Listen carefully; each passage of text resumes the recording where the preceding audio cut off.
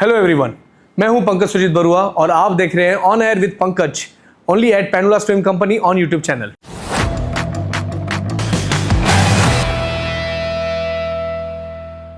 दोस्तों, आज हमारे जो गेस्ट है वो एक अनुभवी और विश्वसनीय एजुकेटर है जिनके पास 30 साल से भी ज्यादा का टीचिंग का एक्सपीरियंस है।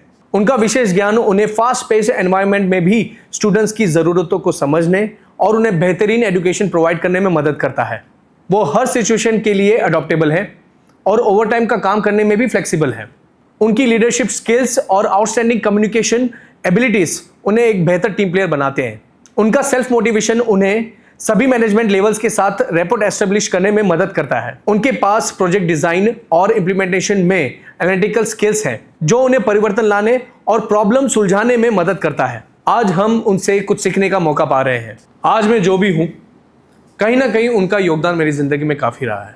वो मेरे गुरु रह चुके हैं और अब मेरे बहुत अच्छे दोस्त हैं। So please welcome doctor Lal Tanwani sir का। Pankaj, thank you. Welcome to the show sir. Thank you बेटा। आपने कभी पहले पॉडकास्ट किया हुआ है?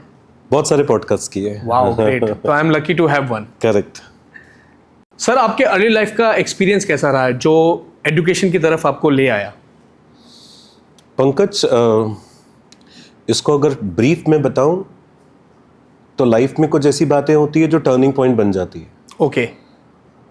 एक ऐसा कोई डिस्ट्रक्शन आ जाता है, कोई बड़ा सा प्रॉब्लम आ जाता है, उस प्रॉब्लम से आदमी निकल के नई चीज़ें में चला जाता है। यानी ऐसा बोलिए कि नई बिल्डिंग बनानी तो पुरानी बिल्डिंग तोड़नी पड़ेगी।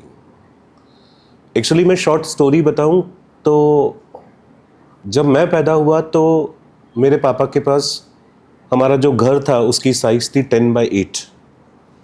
Okay. और 10x8 में हम 7 लोग रहते थे। ये कब की बात कर रहे हैं आप? कौन सी जब मैं पैदा हुआ था, जब मैं 1970s में पैदा हुआ था। Okay. Talking about that area. Okay. तो इट वाज 10x8 का एक बैरक का छोटा सा जगह, 7 लोग रहने वाले। हम 5 भाई बहन थे, 2 मेरे मम्मी पापा, मिला के 7 लोग रहते थे उसी छोटे से कमरे में। पापा यूज्ड टू सेल हैंडकरचिप्स एंड पापा हैज़ छोटा सा दुकान, जिसे दुकान न बोल के मैं भाकड़ा बोल सकता हूँ, कल्याण में स्टेशन के बाजू में, जहाँ पे कोर्ट है आज भी, उसके बाजू में पापा की दुकान थी। Okay. And I used to go there only. दुकान पे ही जाता था। हमारी पूरी फैमिली में सारे बिजनेसमैन हैं, मेरे ब्रदर्स, मेरे मामा, मेरे चाचा। I am the alone person who is in teaching field, और मेरी सिस्टर भी ऑफ कोर्स। लेकिन दुकान छोटा सा बाकड़ा था, इलीगल थे हम लोग ऑफ कोर्स। तो अचानक से म्युनिसिपल कॉरपोरेशन वालों ने वो दुकान तोड़ दी। वो मेरी लाइफ का टर्निंग पॉइंट था, क्योंकि हमारा जो ब्रेड बटर था वो दुकान थी, छोटा सा बाकड़ा था। वो बाकड़ा टूटने के बाद मेरे पास कोई ऑप्शन ही नहीं थी, सिर्फ एक ऑप्शन थी, एजुकेशन। अगर मैं पढ़ाई करता हूँ, अगर मैं कुछ करता हूँ लाइफ में, तो मैं उस पावर्टी के दलदल से निकल पाऊंगा, नहीं तो फिर उसी बैरक में ही रह जाऊंगा। तो लोग कहते हैं बुक्स बोरिंग होते हैं, बुक्स ब्लैक एंड वाइट होते हैं, बट मैं हमेशा बच्चों को कहता हूँ कि books are black and white but they can make your life colourful. Books हमेशा ब्लैक एंड वाइट होते हैं पंकज, लेकिन वो हमारी लाइफ को कलरफुल बना सकते हैं। सिर्फ उसमें से गेन करना है हमें वो चीज़ें, वो कंटेंट जो हमारे पास है नहीं है, वो गेन करिए। Life is only knowledge. जैसे बोलते हैं ना, शिव भगवान का तीसरा नेत्र जो होता है, तो इंसान का जो तीसरा नेत्र जो है वो है नॉलेज, जो हमें बुक्स में से मिल जाता है। आजकल इंटरनेट का ज़माना है, हमें नॉलेज गूगल से भी मिल जाता है। बट बुक्स जो हमारे हैं, स्टार्टिंग से जो हम पढ़ते आए हैं, मैं समझता हूँ वो नॉलेज का तीसरा सूत्र है हमारे लाइफ का।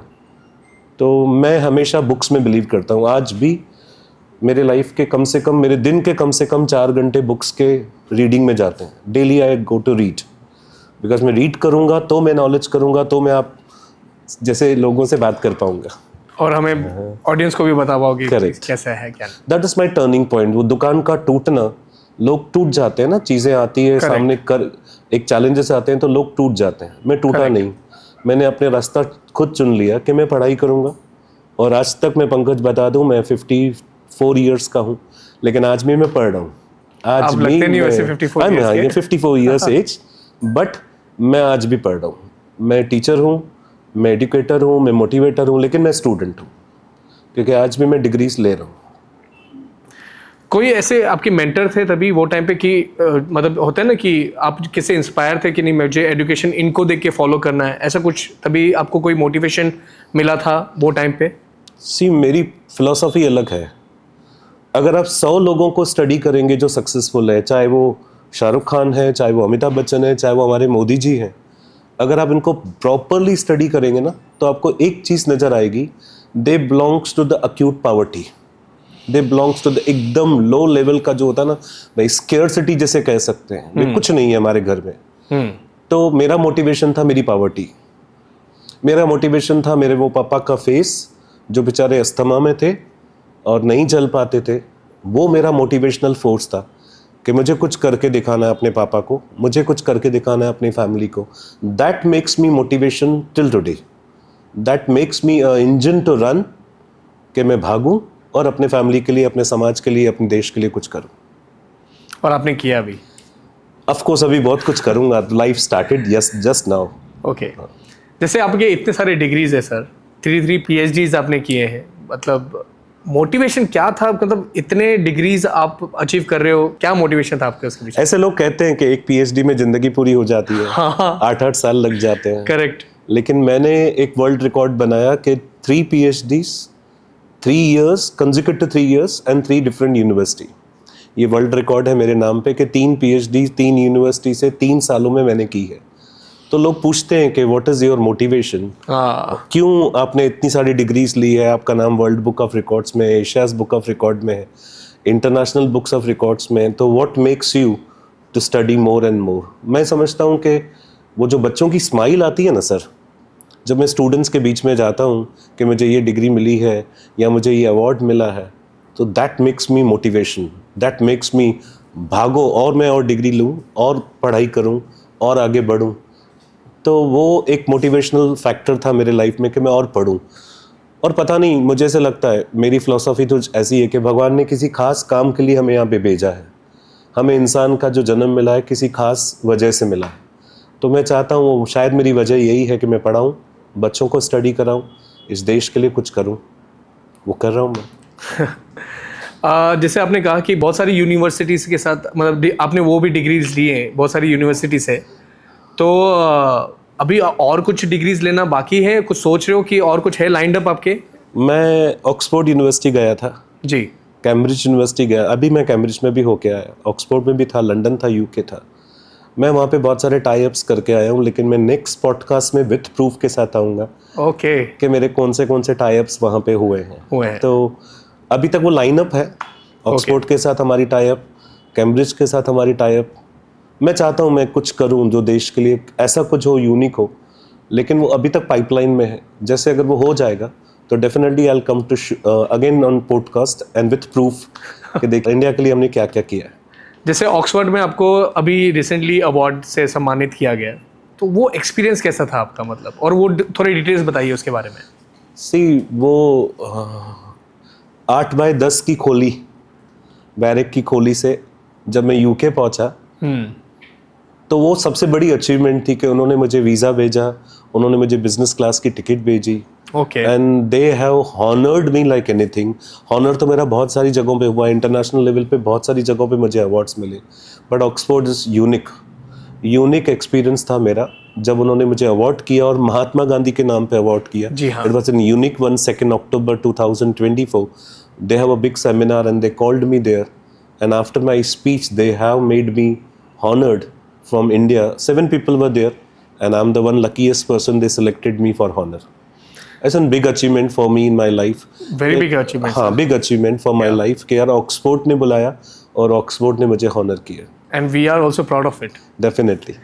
जैसे अभी आपको महात्मा गांधी अवार्ड भी मिला, नेल्सन मंडेला नोबेल अवार्ड मिला है आपको, डॉक्टर APJ अब्दुल कलाम जी का भी आपको लाइफ टाइम अचीवमेंट अवार्ड मिला। यस, और इतने सच प्रेस्टिजियस अवार्ड मिले हैं।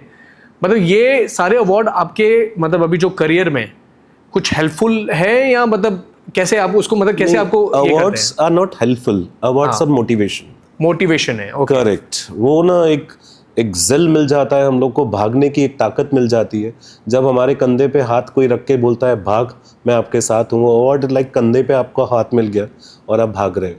जैसे एक छोटा बच्चा कुछ अच्छा काम करता है तो हमें इस अवार्ड के तौर पे कुछ देते हैं, तो हमें भी उस मोटिवेशन की जरूरत। अवार्ड्स आर लाइक मोटिवेशन क्या? हम लोग को और अच्छा करने को दिल होती है कि यार इतना किया तो लोगों ने रिकॉग्नाइज किया, तो ये और अच्छा करूँगा तो और रिकॉग्निशन मिलेगी।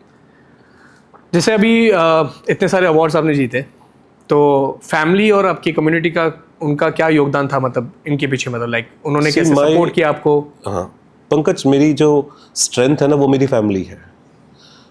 मेरी गुड़िया, मेरा बेटा, मेरी वाइफ, मेरी मम्मा of course, and the person to whom I miss is my dad. मेरे पापा मेरी सबसे बड़ी स्ट्रेंथ थे, आज भी है, भले वो आज दुनिया छोड़ चुके हैं जी लेकिन आज वो यहाँ है जी। तो मेरी सबसे बड़ी स्ट्रेंथ मेरे पापा है।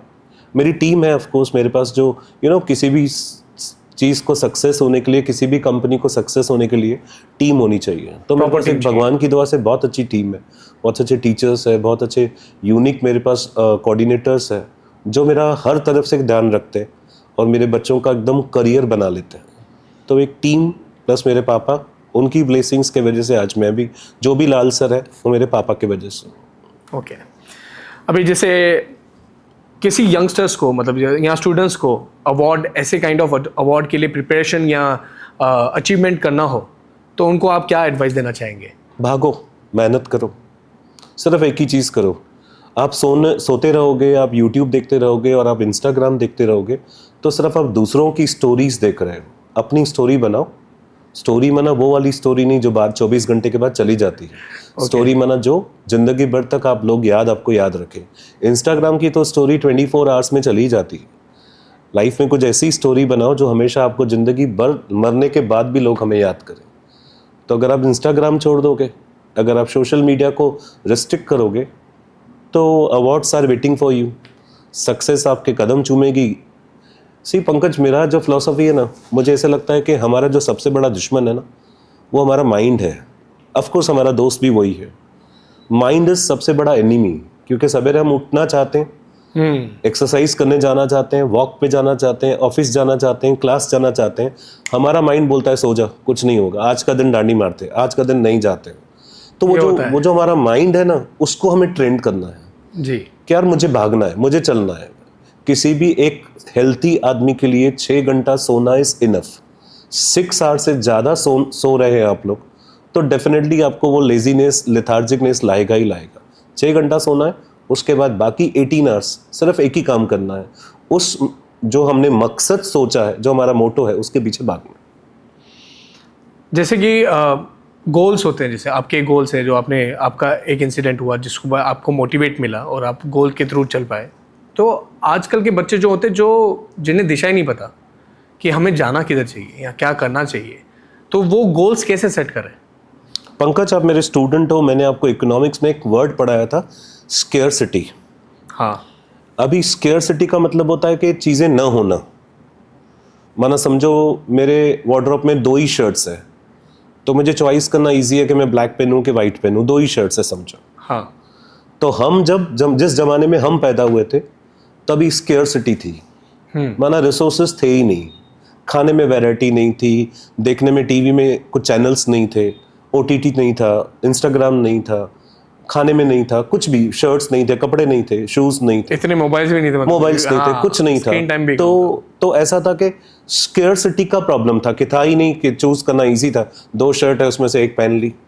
लेकिन आज बच्चों के साथ क्या हुआ है, आज प्रॉब्लम ऑफ स्केर्सिटी नहीं है, प्रॉब्लम ऑफ अबंडेंस है। ओके। माना बहुत सारी चीजें, अगर आप इंफॉर्मेशन देखोगे तो बहुत सारी आ रही है, अगर आप कपड़े देखोगे तो हम बच्चों को बहुत सारे लेके दे रहे हैं। आज हम शूज़ देखें तो सब बच्चों के पास सब कुछ है, क्लासेस देखेंगे तो बहुत सारे क्लासेस है, डिग्रीज है तो बहुत सारी डिग्रीज है, बहुत सारे कोर्सेज आ गए। बच्चे उसमें अटक गए कि BMS करूं, कि BAF करूं, कि CA करूं, कि CMA करूं, कि CFA करूं। यानी confusions created because of abundance. आज जो कन्फ्यूजन्स है ना बच्चों के बीच में, मैं बच्चों के साथ रहता हूँ, मैं हज़ारों बच्चों को हर साल पढ़ाता हूँ। पंकज, मैं बता दूं, मैंने आज तक 1 लाख से ज़्यादा लेक्चर्स लिए हैं। तो अगर मैं इतने सारे स्टूडेंट्स के साथ जब बैठता हूँ ना, तो मुझे एक ही चीज़ लगती है, the students are confused because of internet में इतनी सारी इंफॉर्मेशंस है, बच्चे सोच ही नहीं पाते हैं कि कहाँ जाएं। यानी समझो ना, आप गूगल मैप खोल रहे हो और गूगल मैप आपको एक रास्ता न दिखा के 40 रास्ते दिखा दे, तो आप कंफ्यूज हो जाओगे। Similar things happens with the students के साथ इतनी सारी स्ट्रीम्स आ गई, इतने सारे डिप्लोमास आ गए, इतनी सारी डिग्रीज आ गई, इतने सारे कॉलेजेस आ गए, बच्चे और कंफ्यूज हो गए कि करें तो करें क्या।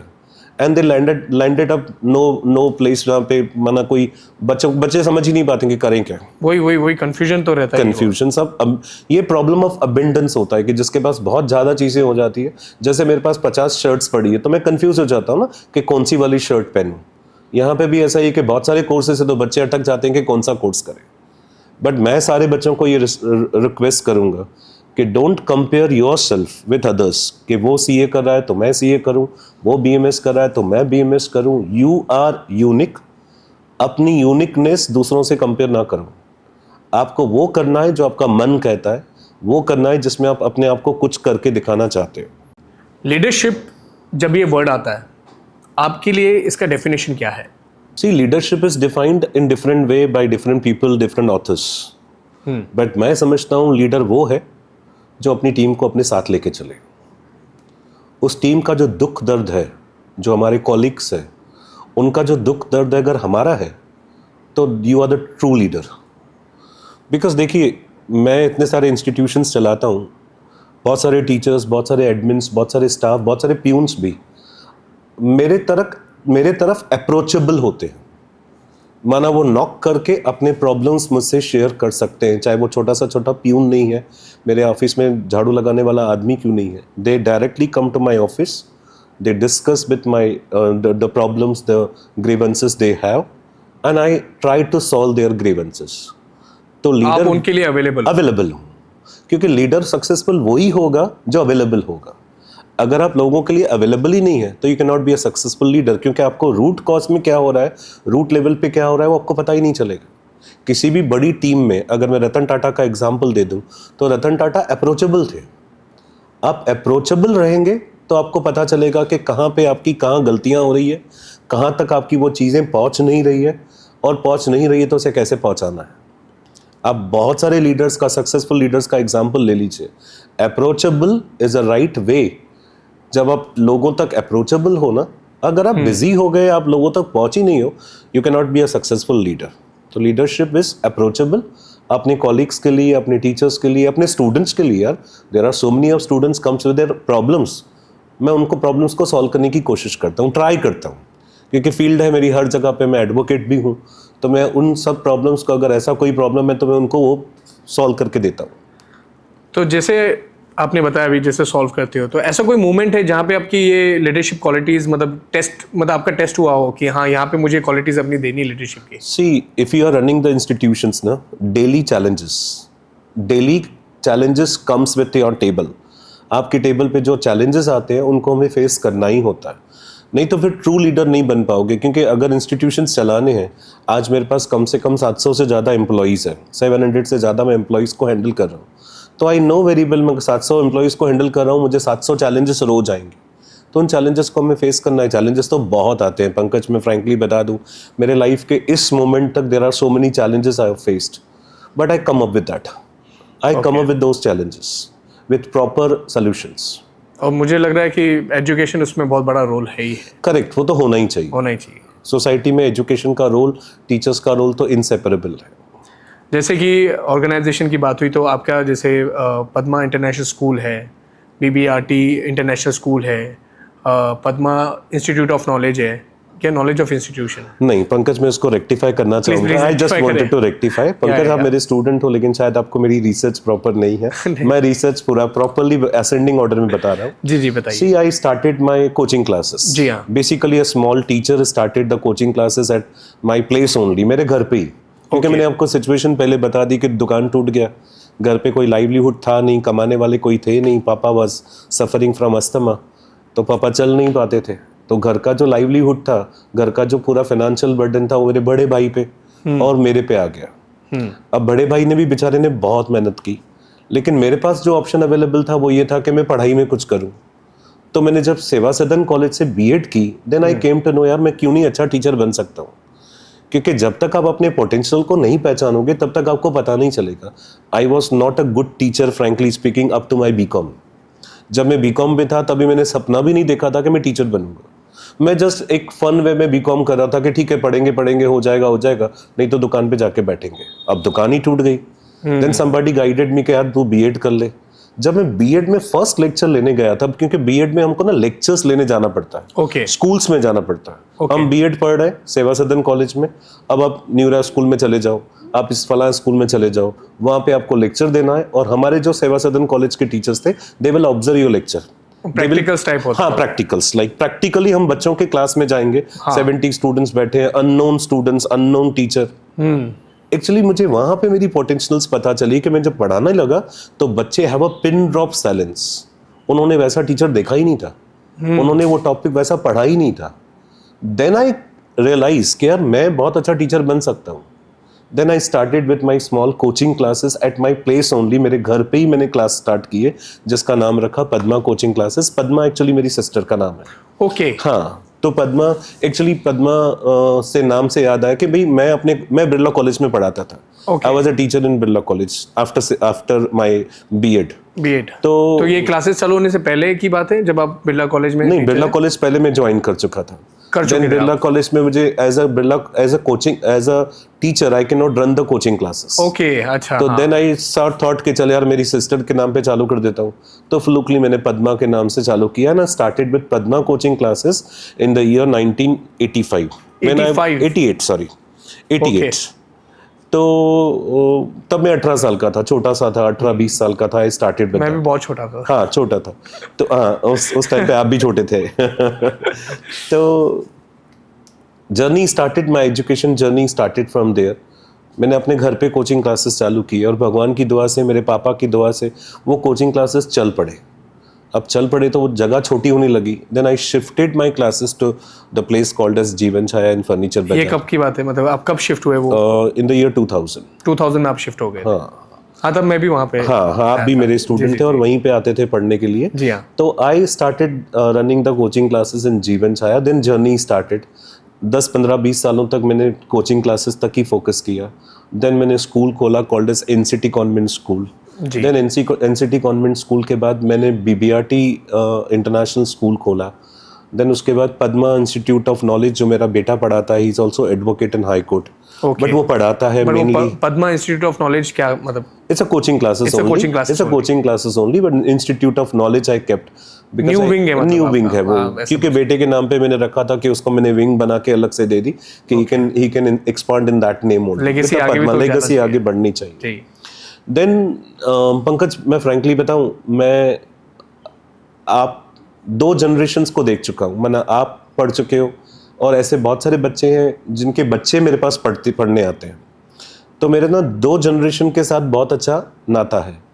तो जब मैं फ़ोन करता हूँ किसी बच्चे को कि भाई आपका बेटा नहीं पढ़ता, तो सामने से आवाज़ आती है, सर मैं अभी आपका स्टूडेंट था लेकिन मैं तो पढ़ता था, आप क्यों नहीं अभी ध्यान देते हो बच्चों पे। लाइक वो उनके पापा भी मेरे स्टूडेंट। हाँ, ऐसे बहुत सारे। ओके।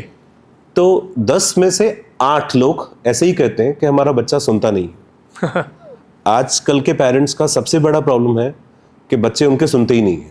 माँ बाप ने कुछ भी बोला, बच्चे उसका अपोजिट आंसर दे देते हैं। ये मेजर इशू है। मेजर इशू ये जनरेशन में ही है एक्चुअली। हाँ, 10 में से 8 लोग यही बोलते हैं कि हमारा बेटा हमारी सुनता नहीं है। तो जब मैंने ऐसे देखा कि कोचिंग क्लासेस में बच्चा जब आता है तो 18 ईयर्स का, 16 ईयर्स का होता है, तब तो वो कहाँ ना कहाँ मैनिपुलेट हो चुका रहता है उसका ब्रेन। करेक्ट। मे बी उसके सर्कल से, फ्रेंड सर्कल से, मे बी उसके दूसरे जगहों से, मे बी इंटरनेट के थ्रू वो मैनिपुलेट हो चुका रहता है। उस 18 ईयर्स के बच्चे को, 16 ईयर्स के बच्चे को मैं चेंज करूं, which is impossible for me. मतलब 16 साल हो गए ना, अभी 16 साल के बाद चेंज करना। हाँ, वो तब तक तो उसका टॉक्सिक माइंड हो गया। मोल्ड करना वो डिफिकल्ट था। Then I thought why not to start pre school, because जब बच्चा छोटा है ना, उसको मोल्ड करना बहुत आसान होता है। क्योंकि देखिए ना, अगर मैंने शर्ट पहनी और शर्ट का पहला बटन ही रॉन्ग पहन लिया तो सारे बटन रॉन्ग हो जाएंगे। करेक्ट। यानी अगर मैंने प्री स्कूल ही रॉन्ग पकड़ लिया, किसी बच्चे ने समझो ऐसा कुछ रॉन्ग हो गया, एजुकेशन का पहला स्टेप ही रॉन्ग है, तो सारे स्टेप्स रॉन्ग हो जाएंगे। तो I felt why not to start pre school, क्योंकि बच्चे छोटे हैं। ऐसे बोला जाता है बच्चे भगवान के रूप होते हैं, और मैं कहता हूँ बच्चे इज लाइक मट्टी के जैसे क्ले होता है वैसे ही। तो जिस ढांचे में आप डाल दोगे बच्चे को, उस ढांचे में वो आगे बढ़ेगा। तो राइट एज में ही अगर डाल दे तो वो प्रॉपर स्ट्रॉन्ग बन जाएगा। आप बिलीव नहीं करोगे, पद्मा इंटरनेशनल प्री स्कूल जो अभी 1 साल पुराना है, जिसका कैम्ब्रिज का सर्टिफिकेट विद इन 2 मंथ्स आने वाला है। हम कैम्ब्रिज के साथ टाई अप कर चुके हैं। ग्रेट। और कैम्ब्रिज का मैंने कहा ना, कुछ मैं लेके आऊंगा सर्टिफिकेट्स, उसके बाद एक पॉडकास्ट शूट करेंगे। करेक्ट। लेकिन मैंने कैम्ब्रिज वालों से ये बात रखी, जब मैं लंदन गया था तो मैंने डायरेक्ट कैम्ब्रिज वालों से बात रखी कि कैम्ब्रिज का जो करिकुलम है वो मेरे स्कूल में चलेगा, लेकिन मैं अपने इंडिया का, अपने देश का, अपने भारत का हेरिटेज, कल्चर, रूट्स नहीं छोड़ूंगा। आप बिलीव नहीं करोगे, आप मेरे स्कूल में आ जाइए कभी, एक नेक्स्ट पॉडकास्ट भले स्कूल में रखेंगे, मेरे स्कूल में आ जाएंगे, 2 साल का बच्चा भगवद गीता के श्लोक पढ़ता है। क्या बात है। 2 साल का बच्चा आपको संस्कृत में श्लोक पढ़ के दिखाएगा, 2.5 साल का बच्चा। मैंने वो रूट्स रखे हैं बच्चों के, माना हमारा देश का जो कल्चर, हेरिटेज, इस देश को सोने की चिड़िया कहा जाता था। इतना हेरिटेज, हमारा कल्चर जो हमारा इतना पुराना है ना, पुराना है, उस कल्चर को मैंने नहीं छोड़ा है। बच्चे को मैं इंग्लिश भी सिखा रहा हूँ, संस्कृत भी सिखा रहा हूँ, जर्मन भी सिखा रहा हूँ, भले उसको लैंग्वेज, दूसरी लैंग्वेज मॉडर्न भी होना चाहिए, प्लस विद द रूट्स। हमारे रूट्स स्ट्रांग होने चाहिए। तो बोलने में नहीं चाहिए। वो मैंने एक एक्सपेरिमेंट करके देखा कि why not to start a pre school. No doubt मैंने कोचिंग क्लासेस खोले, अपर साइड में मैंने बहुत कुछ किया कि डिग्री कॉलेजेस चलाए, सीए लेवल पे चला गया, सीएफए लेवल पे चला गया, सीएमए लेवल पे मैंने बच्चों को पढ़ाया।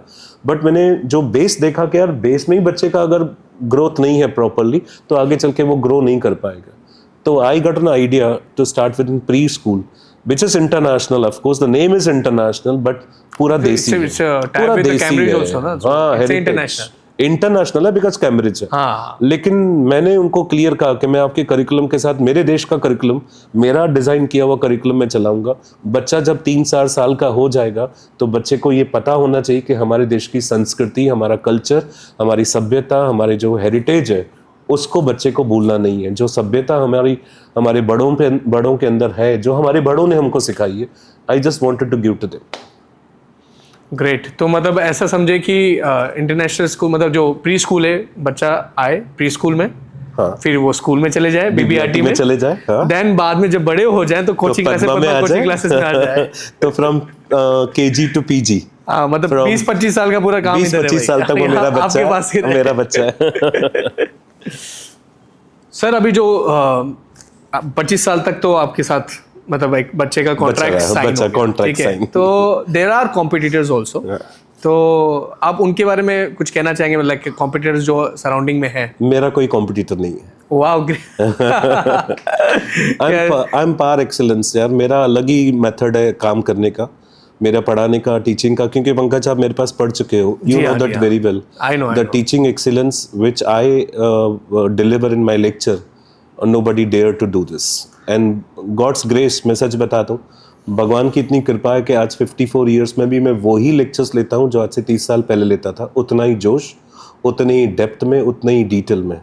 इतना लोग कहते हैं, ऑफ कोर्स मैं अपनी खुद की तारीफ नहीं करना चाहता हूँ, कि मेरा पढ़ाया हुआ जो पढ़ाता हूँ मैं, वो दिमाग में नहीं घुसता है, ब्लड में घुस जाता है, और जो ज़हन में आ जाता है। हाँ, जो चीज़ ब्लड में घुस जाती है ना, वो कभी नहीं निकलती। आज भी मैं आपसे 2-4 को ऐसी क्वेश्चन पूछ लूं जो आपने 12th में पढ़े थे, आपको अभी भी याद हो, याद आ जाएगा, याद होंगे। मुझे याद है, आपके वे ऑफ टीचिंग आज भी याद है। हाँ, तो पंकज मेरा कोई कॉम्पिटिटर नहीं है, और मैं किसी को कॉम्पिटिटर समझता भी नहीं हूँ। हर एक का अपना अपना हाँ, अपनी जर्नी है, अपने हिसाब से। वो लोग भी बहुत अच्छा काम कर रहे हैं, वो लोग भी अच्छा ही काम कर रहे हैं। Teaching is a good job, good service to the community. वो पढ़ा रहे हैं, बहुत अच्छा है। मैं किसी के बारे में कोई कमेंट नहीं करना चाहता हूँ। They are very good, they are good colleagues of me, बहुत अच्छी तरह से पढ़ा रहे हैं वो लोग भी, बहुत अच्छी उनकी भी रिजल्ट्स है। लेकिन मेरा बेसिकली कोई कॉम्पिटिटर, मैं अपने आप को खुद का कॉम्पिटिटर बनाना था। मैं समझता हूँ कि लाल सर का कॉम्पिटिटर लाल सर ही है।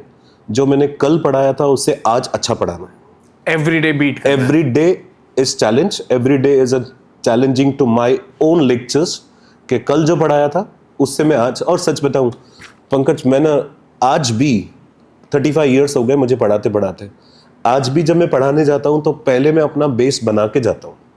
माना मैं एग्जाम्पल्स ये वो कहाँ ना कहाँ वीडियोस देख के जाना, कहाँ ना कहाँ पीपीटीज बना के जाना। I keep myself on a toes, क्योंकि आजकल के बच्चों का चॉइस अलग है। Choice उनको अलग है। बोर हो जाता है जल्दी। 10-15 आजकल का जो जो एक होता है ना 2 सेकंड का 15 सेकंड का वीडियो हम नहीं देख पाते क्योंकि बोरिंग लगता है, हम उड़ा देते हैं। वो boring रील लगता वाली है। जिंदगी हो गई है हाँ, उड़ाते जाओ तो हमारा जो फोकस है ना वो बहुत कम हो गया है। हम 10-15 मिनट से ज़्यादा किसी जगह पे फोकस कर ही नहीं पाते। तो फिर in that case I just wanted to make those lectures very interesting in a different way. हम पीपीटीज बना लेते हैं, हम वीडियोस दिखा लेते हैं, कहाँ मेरे जेस्चर्स, मेरे actions makes economics and accounts very perfect. तो वो मैं करते रहता हूँ, अपने आप को चैलेंज करता हूँ, मैं अपने आप को कॉम्पिटिटर समझता हूँ कि यार लाल सर जो कल था वो आज उससे अच्छा होना चाहिए, तो आज मेरा लेक्चर उससे भी अच्छा जाना चाहिए। So I am myself as a competitor of myself. Perfect. आपने 1000+ गर्ल्स को स्कॉलरशिप दिया है, काफ़ी गर्ल्स को आप पढ़ाने में प्रमोट करते हैं, तो ये आइडिया कहाँ से आया आपको? Pankaj, let me rectify, it is not thousands, it in thousands. 1000 And again, I'm rectifying, it's not girls, it's girls and boys together. Together. Okay. Yes. I believe in teaching, not because of money. देखिए, पैसा तो मैंने बहुत कमा लिया है। I just wanted to serve. तो मैं फिगर रिवील नहीं करना चाहूँगा, लेकिन हजारों बच्चे ऐसे हैं, बॉयज़ भी, गर्ल्स भी, ऐसे बहुत सारे पेरेंट्स हैं जो बच्चों को पढ़ाना चाहते हैं, लेकिन बेचारों के पास वो फाइनेंशियल सपोर्ट नहीं है। तो जब वो पेरेंट आते हैं ना, मुझे बोलते हैं कि सर हम फीस नहीं दे पाएंगे, या हाथ जोड़ते हैं थोड़ा कम लीजिए, तो मुझे अपने दिन याद आ जाते हैं।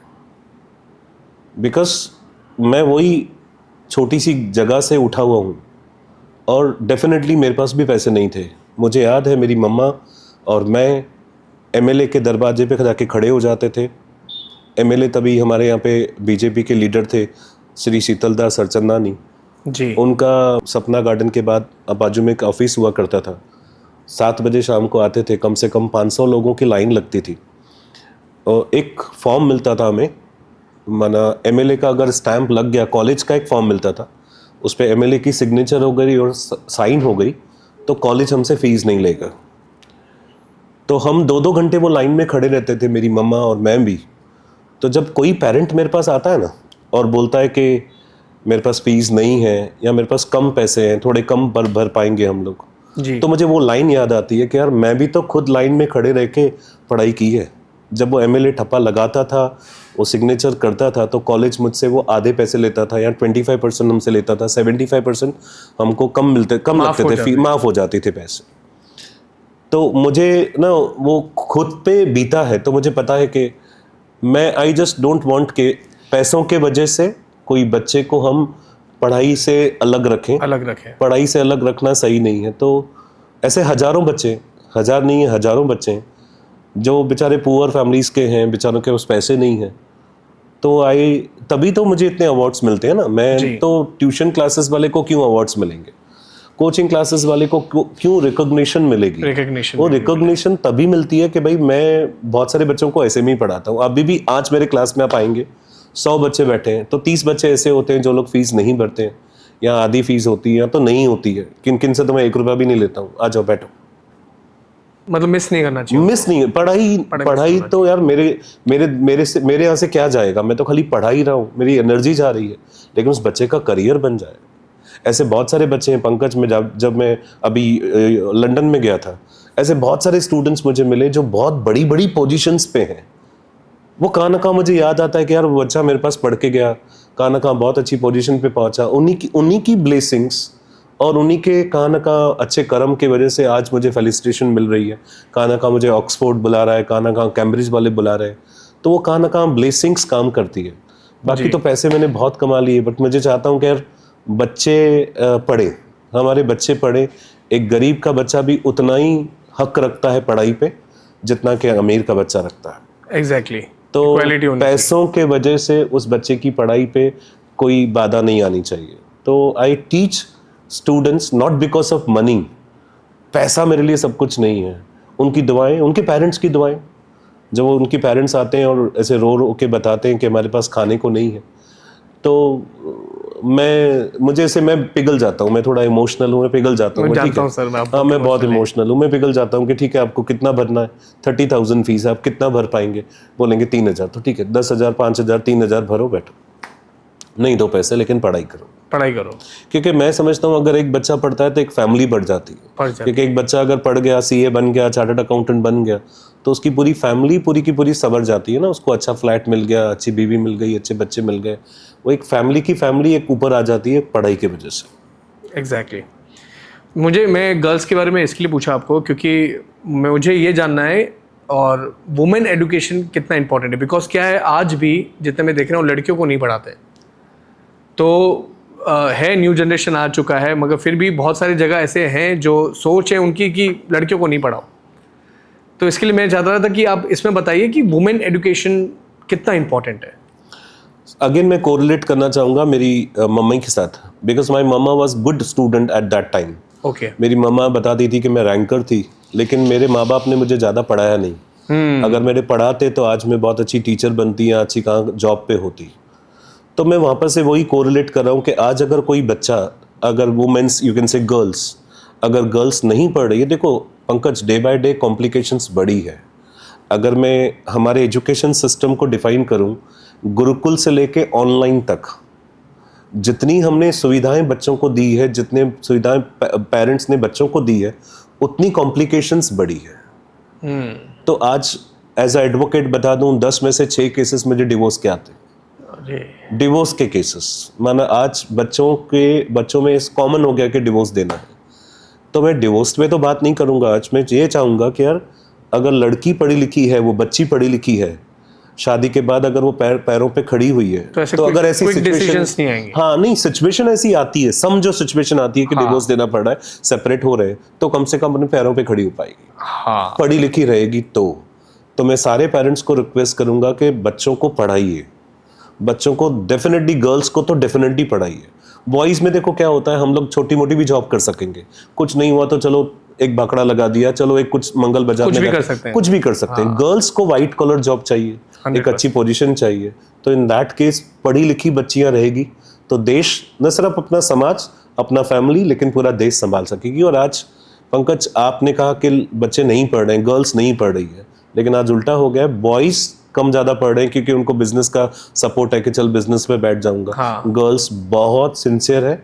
और मेरे पिछले 10 सालों के रिकॉर्ड्स निकाल के देखोगे, पद्मा कोचिंग क्लासेस के और पद्मा इंस्टीट्यूट के, हमेशा एक बच्ची रैंकर आती है। एक स्टूडेंट जो हमेशा जो रैंक आती है वो कहाँ ना कहाँ गर्ल होती है। Girls are very very much sincere enough for the studies.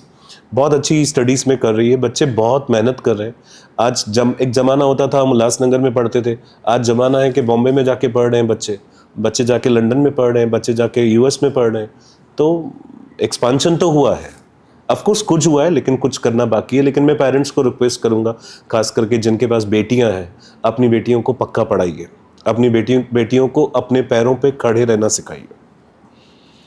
In that note, we'll come to the parents because parenting are most important thing because वो मुझे लगता है कि वो बूस्ट करता है और वो मोटिवेट करता है स्टूडेंट्स को भी, मतलब आगे करियर चूज करने में। बट क्या होता है, आजकल के पेरेंट्स ही कंफ्यूज्ड है कि बच्चों को क्या करियर गाइडेंस दें। तो उस बारे में आप क्या कहेंगे? देखिए, मेरे एक सर थे, मेरे टीचर थे। हाँ। उनसे मैंने बात की थी कि भाई आजकल बच्चे नहीं सुनते। हर पेरेंट का एक टैग लाइन होता है, आजकल के बच्चे नहीं सुनते। किसी के भी बच्चे, छोटा सा बच्चा, 3 साल का बच्चा, आप उससे मोबाइल छीन लो, वो बच्चा बहुत ही कुछ एग्रेसिव हो जाता है, गुस्सा कर लेता है। यानी बहुत कुछ हो रहा है आजकल के बच्चों के साथ। तो ये बात मैंने किसी सर के साथ डिस्कस की थी। एक बड़े सर है, मेरे नाम में नहीं बोलना चाहूँगा।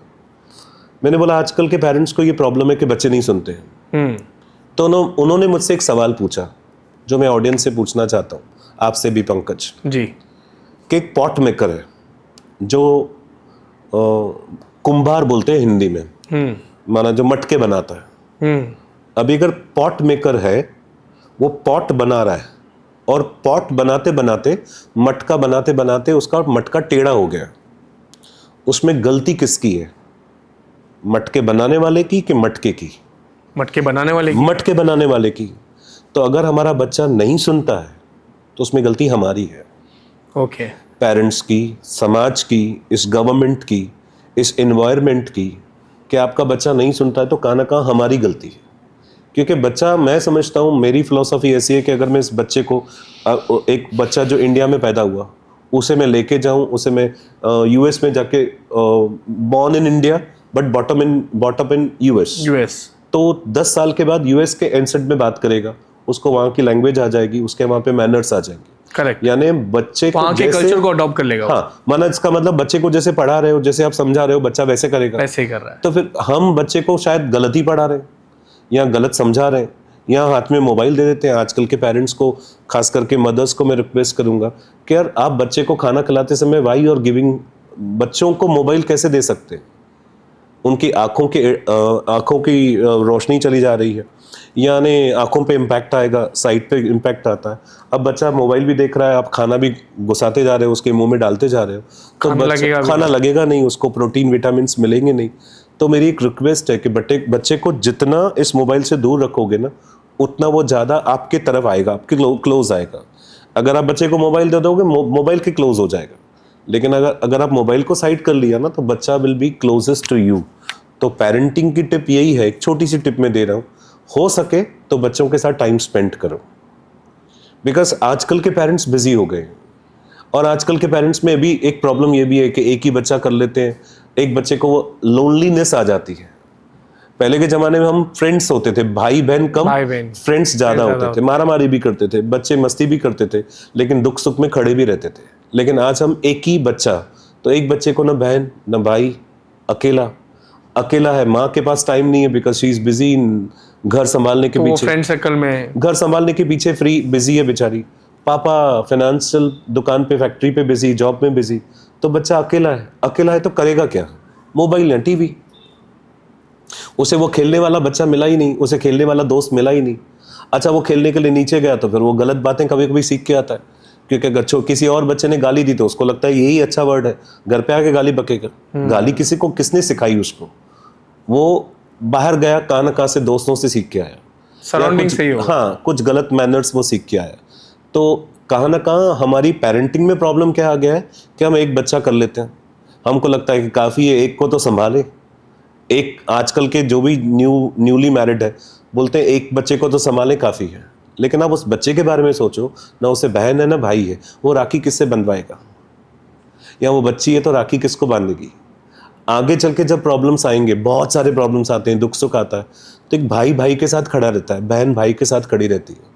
तो इन दैट केस अगर हम आज जनरेशन को ये सिखा ही नहीं रहे हैं, क्योंकि उसको भाई है ही नहीं, उसे बहन है ही नहीं, घर पे कोई खेलने वाला है ही नहीं, तो उसके पास खेलने वाला एक ही झुंझुना मिल जाता है जिसको कहते हैं मोबाइल। वो मोबाइल में फिर घुस जाता है, फिर मोबाइल उसकी वो हैबिट हो जाती है। वो हैबिट और एडिक्शन जब हो गई तो मोबाइल आपको वो देगा नहीं। अगर आपसे मोबाइल मांग रहे हो तो फिर वो एग्रेसिव हो जाता है। और मुझे कभी कभी ना कहाँ मुझे ना ऐसे टेंशन भी होता है, और कहाँ मुझे शर्म भी आती है ये सुनते हुए कि आज हमें स्कूल्स में काउंसलर्स रखने पड़ रहे हैं। हमें काउंसलर्स छोटे बच्चों के लिए रखने पड़ रहे हैं कि हमें काउंसलिंग करनी पड़े। जिस देश में रानी लक्ष्मीबाई जैसी योद्धा पैदा हुई, शिवाजी महाराज जैसे योद्धा पैदा हुए, गौतम बुद्ध जैसे लोगों ने जन्म लिया, और आज हम छोटे बच्चों के लिए काउंसलर्स रख रहे हैं, साइकेट्रिस्ट रख रहे हैं, स्कूल्स में कंपलसरी किए जा रहे हैं कि काउंसलर्स रखो। तो ये कहाँ ना कहाँ दिखा रहा है कि जितना हम आगे की तरफ जा रहे हैं टेक्नोलॉजिकली, वहाँ कहाँ ना कहाँ बच्चे हमारे पीछे जा रहे हैं। नो डाउट हम मोबाइल्स में अच्छे हैं, रील्स बनाने में अच्छे हैं, डांस करने में अच्छे हैं, लेकिन कहाँ ना कहाँ वो साइकोलॉजिकली देखा जाए बच्चे का, तो बच्चे का साइकोलॉजिकल बहुत ही पीछे चल रहा है। मैंने पहले से कहा कि देश में कहाँ ना कहाँ इस बात को आना चाहिए कि यार क्यों, जिस देश में रानी लक्ष्मीबाई, जिस देश में शिवाजी महाराज, जिस देश में अब्दुल कलाम जैसे लोग पैदा हुए, आज छोटे बच्चों के लिए हम काउंसलर्स रख रहे हैं। It's an big concern. हमारे देश की गवर्नमेंट को, हमारे देश के पेरेंट्स को, हमारे देश के बुद्धिजीवियों को सोचना चाहिए कि ऐसा क्या प्रॉब्लम हो गया, ऐसा क्या रॉन्ग हो रहा है हमारे साथ कि हम छोटे बच्चों के लिए काउंसलर्स रख रहे हैं, हम छोटे बच्चों को बैठ के साइकियाट्रिस्ट के पास लेके जा रहे हैं, उनके साथ सेशंस करवा रहे हैं। तो ऐसा क्यों हो रहा है? छोटे बच्चों को ऐसा क्या प्रॉब्लम आ गया? तो पेरेंटिंग के लिए सबसे बड़ी चीज़ ये है, मैं एक देना चाहूँगा। या ऐसे भी हो सकता है ना कि पेरेंट्स समझ ही नहीं पा रहे। हाँ, पेरेंट्स समझ नहीं पा रहे because they are not giving time. मैंने वही बोला कि यार एक पीयर ग्रुप होता है आदमी का, एक अपनापन होता है, एक फैमिली होती थी। पहले जॉइंट फैमिली में रहते थे, चाचा मामा सब लोग साथ में रहते थे। तो एक माहौल अलग होता तो था। कोई ना कोई मतलब आज हम 2 BHK के छोटे से फ्लैट में, पापा दुकान पे चले गए, मम्मी बेचारी बिजी लगी पड़ी है किचन में अपनी फैमिली मैटर्स में, तो बच्चा अकेला है, करे क्या? अब जब नहीं करे तो वो मोबाइल के अलग अलग एप्स में चले जाता है, वो एडिक्टेड हो जाता है, and once that addiction comes, nobody can remove from that addiction. तो फिर काउंसलर्स रखो, साइकेट्रिस्ट रखो। तो पेरेंटिंग का यही एक सिस्टम है कि यार give them a proper time. ठीक है, आप बच्चे नहीं करना चाहते हो, एक ही बच्चा करना चाहते हो, that is your lookout, but उनको टाइम दो, टाइम स्पेंड करो, उसको कल्चर, उसको हेरिटेज, उसको देखो ना। अभी मेरी मम्मा ने मुझे सिखाया कि बड़ों को पैर पड़ो, तो माँ सिखाएगी तो बच्चा सीखेगा ना। अभी माँ के पास टाइम ही नहीं है, तो because she is also working somewhere, ऐसा भी हो सकता है, मैं रॉन्ग नहीं हूँ, तो माँ बाप दोनों काम कर रहे हैं, बेचारे दोनों काम कर रहे हैं, दोनों जॉब ओरिएंटेड है, तो फिर बच्चा अकेला है। अकेले को कौन सिखाएगा कि ये भगवान है इसको पैर पड़ो, ये भगवान है इसको हाथ जोड़ो, या ये बड़ा है इससे पैर पड़ो। वो जो मैनर्स, जो एटिकेट्स जो हमें सिखाए जाते हैं, वो हमारे फैमिली मेंबर्स की तरफ से आते हैं। और आज वो फैमिली मेंबर्स स्कैटर्ड हो गए, दादू अलग है, चाचू अलग है, हम माँ बाप के साथ रहते हैं, माँ बाप के पास टाइम नहीं है। जॉइंट फैमिली अभी वैसे जॉइंट फैमिलियाँ टूट गई है। तो पेरेंटिंग पे पंकज मैं यही बोलना चाहूँगा, जैसे जॉइंट फैमिली का सिस्टम हुआ करता था, वो दी बेस्ट था हमारे इंडिया में, लेकिन वो टूटा। ठीक है, उसमें मैं उस पर ज़्यादा टेक लेना नहीं चाहूँगा, बट मैं चाहूँगा कि जो पेरेंट्स हो, जो भी न्यूली मैरिड हो, अगर आपका बच्चा है तो प्लीज़ गिव देम टाइम, अपना टाइम दो, उसे कल्चर सिखाओ, उसे मैनर्स सिखाओ। अगर आप एक बार सिखा लोगे, माँ बाप की बातें, टीचर्स की बातें बच्चे कभी नहीं भूलते, कभी भी नहीं। तो वो थोड़ा बच्चों को सिखाना चाहिए, पेरेंट्स को, ये रिक्वेस्ट है मेरी। क्या हम ये चीज़ को ब्लेम कर सकते हैं वेस्टर्न कल्चर को हम अडॉप्ट कर रहे हैं? क्या ये रीज़न हो सकता है इसका? अगर मैं बड़ा सा लॉन्ग कोट पहन के, एक बड़ा सा स्वेटर पहन के मैं इंडिया में घूम रहा हूँ, तो I am the foolish one. London वाले, यूएस वाले पहन रहे हैं क्योंकि वहाँ का वो कल्चर है, वहाँ पे ठंडी है, इसके लिए वो लोग पीते हैं, ड्रिंक भी करते हैं, और बड़े से कोट भी पहनते हैं, बड़े से स्वेटर भी पहनते हैं। तो वेस्टर्न कल्चर, ठीक है, होगा एक इम्पैक्ट वेस्टर्न कल्चर का भी, बट मुझे लगता है कि कहाँ ना कहाँ वापस से अपनी सभ्यता पे आ जाओ, अपने गुरुकुल पे आ जाओ। तो पहले के ज़माने में जैसे गुरुकुल हुआ करता था, पंकज मैं आपको बता दूं, जो हमने महाभारत में पढ़ा है, रामायण में पढ़ा है, कि बच्चे को फुल्ली डेडिकेट किया जाता था एक गुरु की तरफ। वो गुरु के आश्रम में रहते थे, वहाँ पे सब चीज़ें सीखते थे, सब चीज़ें सीखना, भले तीर चलाना, तलवार चलाना, सभ्यता सीखना, मंदिर में जाना, गुरुद्वारे में जाना, प्रार्थना करना, गुरुकुल में पहले सिखाया जाता था, और बच्चे वहाँ से एक योद्धा बन के निकलते थे। करेक्ट। अभी सिस्टम बदल गया है, आप ऑनलाइन पे चले गए हो। अब ऑनलाइन वाला जो कॉन्सेप्ट है, वहाँ एक टच नहीं है, एक गुरु की टच नहीं है, एक बस वो लेक्चर चल रहा है, बच्चे सुन रहे हैं, बच्चे लिख के आ रहे हैं, बच्चे पास हो रहे हैं। तो जो मैनर्स, जो एटिकेट, जो टच होना चाहिए हमारा बच्चों के साथ, जो हमारा एक एक बॉन्ड होना चाहिए, वो बॉन्ड कहाँ ना कहाँ मिसिंग है। तो जैसे जैसे हमने ऑनलाइन की तरफ, जैसे जैसे टेक्नोलॉजी की तरफ आगे बढ़े ना, वैसे वैसे कन्फ्यूजन्स क्रिएट हो गई। तो western culture is one of the reason may be. Pankaj मैं समझता हूँ एक वेस्टर्न कल्चर का आपने बहुत अच्छा सवाल लिया कि हाँ वो भी हो सकता है कि वेस्टर्न कल्चर की वजह से ऐसे हुआ है, लेकिन वेस्टर्न कल्चर उनके लिए बहुत अच्छा होगा क्योंकि वो वहाँ रहते हैं। हमारा कल्चर सबसे ओल्डेस्ट है, हमारा कल्चर योगा, आज योगा कर रहे हैं, दुनिया योगा कर रही है, लेकिन वो है तो इंडिया का योग बोलते थे, उसे योगा कर लिया गया। ऐसी बहुत सारी चीजें जो इंडिया ने दुनिया को दी है, तो हम इंडिया की रूट्स को न छोड़ें तो बहुत अच्छा। वेस्टर्न कल्चर हमें थोड़ा इम्पैक्ट कर सकता है, बट हम अपने बच्चे को बहुत अच्छी तरह से परवरिश करें तो वो हमारे लिए बहुत अच्छे एसेट भी बन सकते हैं। बच्चे हमारी एसेट है।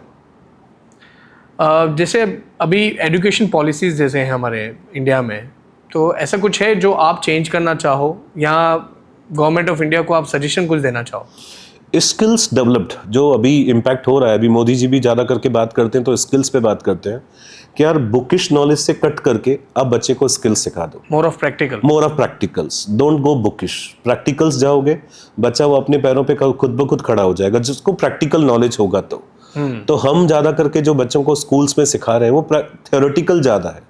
हम पढ़ा रहे हैं थ्योरीज, जबकि प्रैक्टिकल बच्चे को फेस करना है। तो कहाँ ना कहाँ मेरे एजुकेशन सिस्टम में यही है, जो कि अभी नेशनल एजुकेशन पॉलिसी जो आई है उसमें ज़्यादा करके स्किल्स पे ध्यान दिया गया है। उसमें कहाँ ना कहाँ ये ध्यान दिया गया है कि बच्चे को कहाँ ना कहाँ हम थ्योरी से कट करके प्रैक्टिकल सिखाएं। तो स्किल डेवलपमेंट इज मस्ट, जो कि हो रही है, लेकिन इम्पैक्ट उसका आने में टाइम लगेगा, क्योंकि इतना बड़ा देश, इतने सारे स्कूल्स, इतने सारे टीचर्स, इतनी सारी लैंग्वेजेस, कास्ट क्रीड्स इतने सारे हैं कि अभी तक उसका इम्पैक्ट आने में 10 साल 20 साल और लग जाएगा।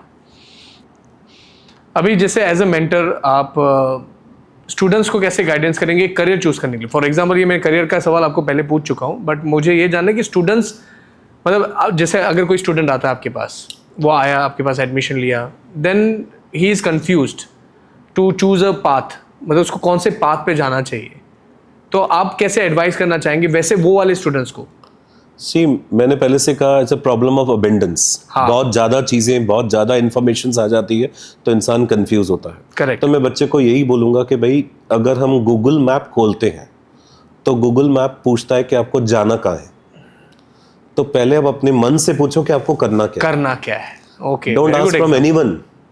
पहले आपको अपना डेस्टिनेशन डिसाइड करना है कि I want to be a chartered accountant, I want to be a CFA, I want to do CMA, मैं एडवोकेट बनना चाहता हूँ, मैं एयर होस्टेस बनना चाहती हूँ। Decide one thing. बच्चे क्या होते हैं, शफल हो जाते हैं। आज वो सोचते हैं कि मैं CA करूंगा, फिर बोलते हैं नहीं, CA नहीं करके ये करूंगा, अच्छा ये नहीं करके वो करूंगा, अच्छा मेरा फ्रेंड ये नहीं करा है मैं वो करूंगा, अच्छा मेरी कज़न ने ये नहीं किया वो किया। नहीं, आप डिसाइड। ये तो हमने महाभारत में पढ़ा है कि अगर आप फोकस नहीं हो, अर्जुन को बोला गया था कि तीर लगाओ मछली पे, तो मछली को नहीं देख रहा था, वो मछली की आंख को देख रहा था। तो अगर आप फोकस्ड ही नहीं हो तो आप कुछ भी अचीव नहीं कर पाओगे। You can not achieve anything अगर आप यू आर नॉट फोकस्ड। पहले आप अपना डॉट क्लियर करो कि मेरा डॉट कौन सा है जहां पे मुझे तीर लगाना है। करेक्ट। अगर आपका डॉट क्लियर है, आपका फोकस क्लियर है, आपका गोल क्लियर है, तो उसके रास्ते तो हजारों हैं। देखो पंकज, आज हम पॉडकास्ट बना रहे हैं, ऐसे हजारों पॉडकास्ट यूट्यूब पे है, 100%। ऐसे हजारों करियर गाइडेंसेस यूट्यूब पे है। बच्चे प्लानिंग बहुत अच्छी करते हैं, the problems comes with execution में, इम्प्लीमेंटेशन। प्लानिंग बहुत अच्छी है कि मैं ये करूंगा ये करूंगा ये करूंगा। When comes to the execution, student वहां पे फ्लॉप हो जाता है। तो मैं रिक्वेस्ट करूंगा सारे स्टूडेंट्स को, करियर कोई भी चूज कर लो, सारे करियर्स बहुत अच्छे होते हैं। आप CA कर लो, आप CMA कर लो, आप एडवोकेट बन जाओ, आप कुछ भी अच्छा कर सकते हो लाइफ में। एक छोटे से छोटा आदमी बड़े से बड़ा काम कर सकता है, लेकिन आप फोकस्ड रहो, और एक बार फोकस होने के बाद, एक बार गोल सेट करने के बाद उस गोल के पीछे लग जाओ। फिर आप डिफोकस नहीं हो जाओ, ठीक है ये नहीं हो रहा तो ये कर लो, तो ये कर लेता हूँ, तो फिर अगेन वैसे हो जाएगा कि आपको कुछ भी नहीं मिलेगा। आप जिंदगी में कुछ पाना चाहते हो तो पहले अपना वो डेस्टिनेशन चुन लो कि यार मुझे यहाँ पहुँचना है, मुझे टीचर बनना है, तो टीचर बनने के रास्ते तो आपको यूट्यूब में 100 मिल जाएंगे। आपको एडवोकेट बनना है, 500 यूट्यूब में वीडियो मिल जाएंगे। आपको जो चीज करनी है उसका तो गूगल आपको पाथ बता देता है, एक रास्ता बता देता है। लेकिन प्रॉब्लम रास्ते का नहीं है, प्रॉब्लम आपको जाना कहाँ है वो पता ही नहीं है। इसका मतलब समझो पंकज, हम गाड़ी लेके निकले, हमें जाना कहाँ है हमें पता ही नहीं है, तो फिर तो हम घूम ही रहे हैं। द सेम इज, आपको पहले डेस्टिनेशन, हाँ, यू विल लॉस्ट, बराबर, you the good word is lost.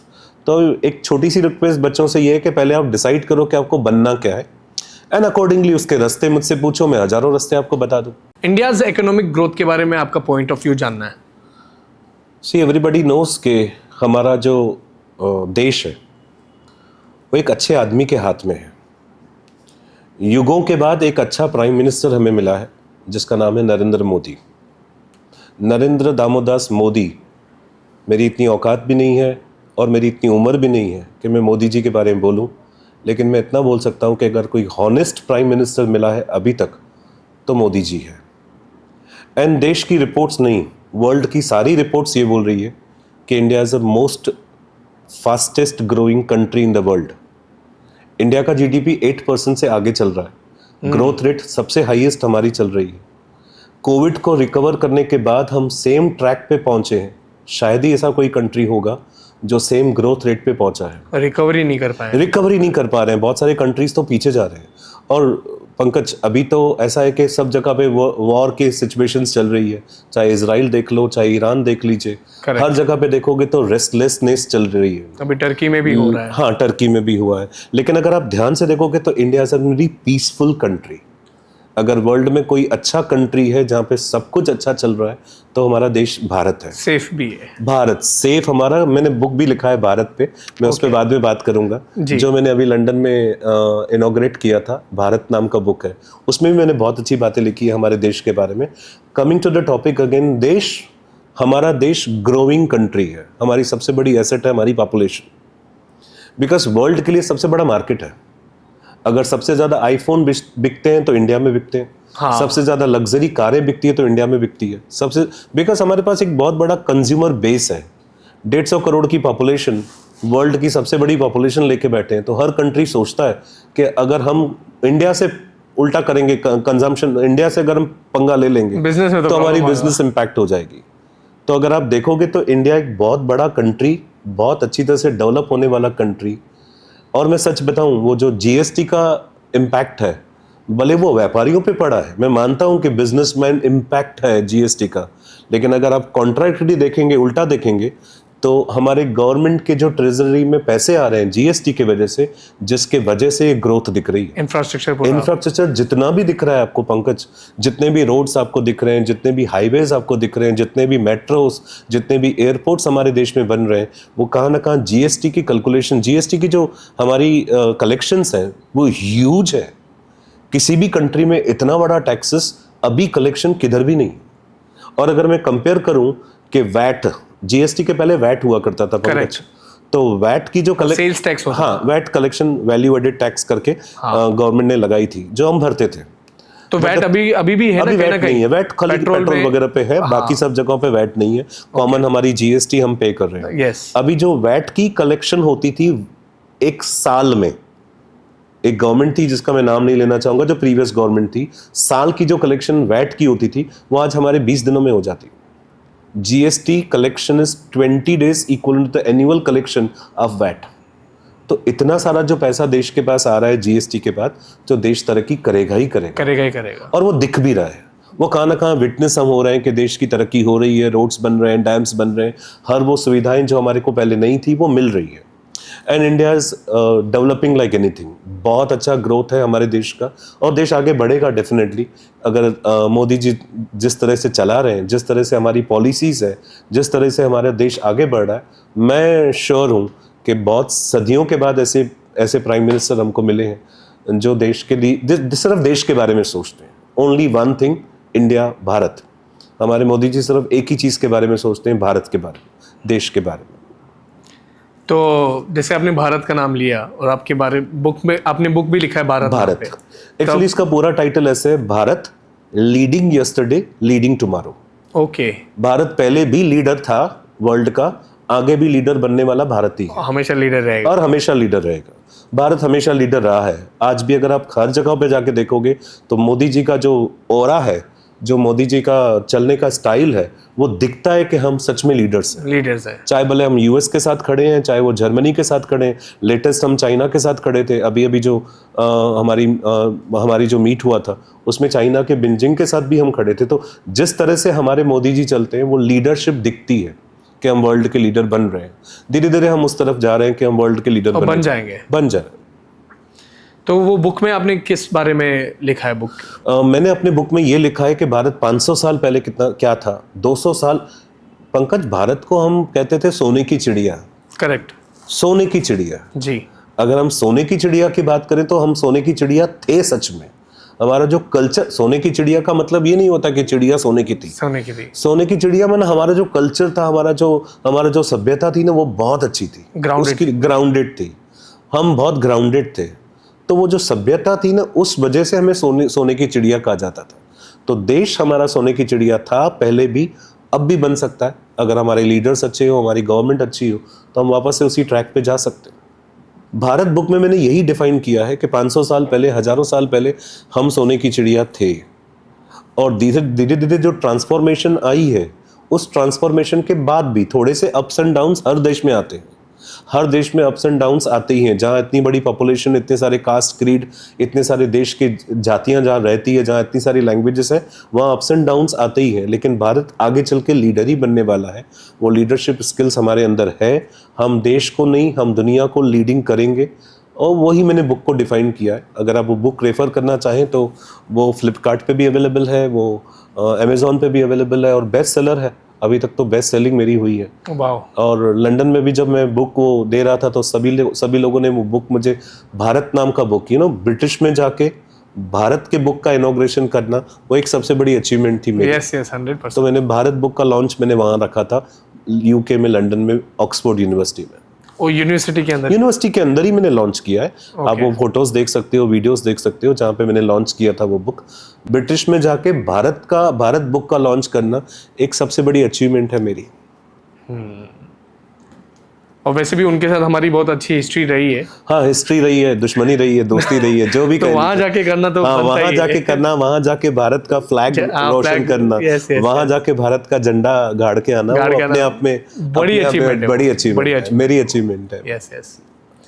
तो जैसे बुक्स आप खाली अब तक एक ही बुक लिखा है आपने या और भी बुक्स लिखे हैं आप? देखिए, बुक्स मैंने हजारों लिखे हैं, लेकिन मैंने ओसी पे लिखे हैं, एसपी पे लिखे हैं, सब्जेक्ट्स पे लिखे हैं, एजुकेशन के बेसिस पे लिखे हैं। लेकिन ये मेरा बुक जो जर्नल लिखा है वो पहला बुक है। बुक्स तो मैंने बहुत सारे लिखे हैं, मैंने अकाउंट्स पे बहुत सारे बुक्स लिखे हैं, मैंने ऑडिट पे बहुत सारे बुक्स लिखे हैं, मैंने इकोनॉमिक्स पे बहुत सारे बुक्स लिखे हैं, बट वो education point of view, students point of view, for the students. Yes yes yes, वो सब्जेक्ट्स के थे, स्टूडेंट्स के हिसाब से लिखे हैं। बट ये जो मेरा पहला बुक था जो मैंने वर्ल्ड वाइड लॉन्च किया है और अमेजोन पे बेस्ट सेलिंग है, फ्लिपकार्ट पे बहुत अच्छा बिक रहा है, वो भारत नाम का book, leading yesterday and leading tomorrow. जैसे आपकी एक्सपर्टीज रही है कॉमर्स में, तो फॉर अ स्टूडेंट लाइक क्या अपॉर्चुनिटीज होती है, करियर अपॉर्चुनिटीज क्या क्या होती है कॉमर्स में? पंकज, 35 ईयर्स हो गए मैं कॉमर्स पढ़ा रहा हूँ जी, और अपॉर्चुनिटीज डे बाय डे बढ़ी है। बहुत सारी ऐसे न्यू चीज़ें आई है जो पहले नहीं थी। पहले हम जब स्टार्टिंग में पढ़ाते थे तभी सीए और सीए में और सीएस पढ़ाते थे कि भाई बच्चा सीए करे, सीएस करे। सीए वाज द कॉमन, अभी भी सीए टॉप पे ही है, कॉमर्स का सबसे बड़ा टॉप जो देखोगे तो सीएफए आज टॉप पे है। ओके। लेकिन मैं बच्चों से ये रिक्वेस्ट करूंगा कि बच्चे करियर कोई भी चूज करो, कॉमर्स में भी बहुत सारे ऑप्शंस अवेलेबल है। मेरे बहुत सारे वीडियोस आपको यूट्यूब पे मिल जाएंगे जहाँ पे मैंने कॉमर्स में बहुत अच्छे वीडियोस डाले हैं कि कॉमर्स में क्या क्या अवेलेबल है। ओके। फुल अवेलेबिलिटी दिखाई है कि बीएमएस कैसे होता है, बैफ कैसे होता है, बीबीए किसको कहते हैं, बीएसए किसको, बीसीए कैसे किया जाता है। ऐसे बहुत सारे अपॉर्चुनिटीज है पंकज, मैंने ऐसा लिस्ट ऑफ नीली 2 घंटे में बात कर सकता हूँ कॉमर्स के अपॉर्चुनिटीज पे कि कॉमर्स में क्या क्या कर सकते हैं। लेकिन मैं अभी भी बच्चों को यही कहूँगा कि वाई नॉट सीए, बिकॉज आज हमारे देश में सीए का आज भी इतना बड़ा स्कोप है कि आप सीए करने के बाद with in 6 months rather, not 6 months भी बहुत बड़ी बात हो गई, 2 महीने के अंदर आपका एक पोर्टफोलियो जो बन जाता है, उस पोर्टफोलियो में you'll be getting nearly 20 lakhs, 15 to 20 lakhs का पैकेज पर एनम। तो इट्स नॉट रॉन्ग अगर मैं 21 साल का, 22 साल का हूँ और 15-20 लाख रुपए साल के कमा रहा हूँ, not bad in that, it's very good. हाँ, लेकिन सीए में मेहनत करनी पड़ती है। मेहनत करने के लिए बच्चों को मैं बोलूंगा कि बिना मेहनत तो कुछ अचीव नहीं होता। कितने साल का कोर्स होता है ये टोटल मिला के 5 साल डाल दीजिए, टोटल 5 इयर्स। अगर आप अटेम्प्ट भी कर लेते हो तो 5 इयर्स आफ्टर ट्वेल्थ के बाद अगर आप 5 साल डेडिकेट कर लेते हो सीए को, you become a chartered accountant, and chartered accountancy के बाद आपकी लाइफ सेट हो जाती है। पंकज, आज भी मैं ऐसे बहुत सारे चार्टर्ड अकाउंटेंट्स देखता हूँ जो करोड़्स में कमा रहे हैं। बिकॉज देखिए, एक होता है मेरा जॉब का प्रोफाइल है, 15 to 20 lakhs का मेरा पैकेज है, लेकिन वो 20 lakhs कमाने के बाद मैं फिनेंस में इतना एक्सपर्टाइज हो जाता हूँ कि मैं शेयर मार्केट में मूव कर लेता हूँ। Once I got the share market का एक बार मेरा, देखिए मैं एक स्टूडेंट हूँ 22 साल का और मुझे 15 लाख रुपए मिल रहे हैं एज एन सैलरी का, जॉब मिलने के बाद 15 lakhs मिल रहे हैं। उसमें से मैं 5-7 लाख रुपए मैं खर्च कर लूँगा अपने फैमिली पे, अपने आप पे। जो 8 लाख की मेरी सेविंग हो रही है, वो सेविंग्स अगर मैं शेयर मार्केट में डाइवर्ट कर लेता हूँ, म्यूचुअल फंड्स में डाइवर्ट कर लेता हूँ, आई कैन, और मैं फिनेंस में पूरा एक्सपर्टाइज हो जाता हूँ। मुझे पता है कि कौन से शेयर्स जंप आएंगे, कौन से शेयर्स में मैं ज़्यादा कमा सकता हूँ। तो मेरे ऐसे बहुत सारे स्टूडेंट्स हैं जो भले 15 से 20 लाख का पैकेज में काम कर रहे हैं, लेकिन कहाँ ना कहाँ 30-40-50 lakhs पर एनम वहाँ से कमा लेते हैं शेयर मार्केट में से।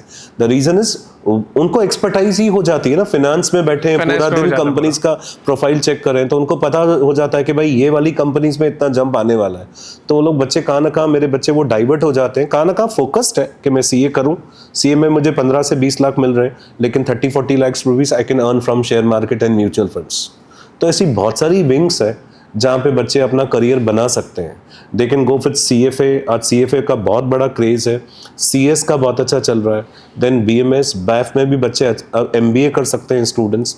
ऐसे बहुत सारे प्रोफाइल्स हैं जहाँ बच्चे जा सकते हैं, स्ट्रीम्स हैं जहाँ बच्चे जा सकते हैं और अपना करियर बना सकते हैं। लेकिन पंकज, ऐसा ना कि करियर कहाँ पे ही बन जाता है। जैसे आप है, आपने पढ़ाई की, आपने अपने हॉबी को ही अपने पैशन को प्रोफेशन में बदल दिया। Sir right word, passion. आपका पैशन था डांस, आपने अपने उसको प्रोफेशन में बदल दिया। तो मैं बच्चों से भी वही चाहूंगा कि अपना पैशन पकड़ो और उसे प्रोफेशन में कन्वर्ट कर लो। जैसे मेरा पैशन है टीचिंग, और अभी मैं टीचर का एक प्रोफेशन बन चुका है कि मैंने पढ़ाना है। Because I enjoy daily. हाँ, यू एंजॉय बिकॉज आपका पैशन है तो आप एंजॉय करोगे।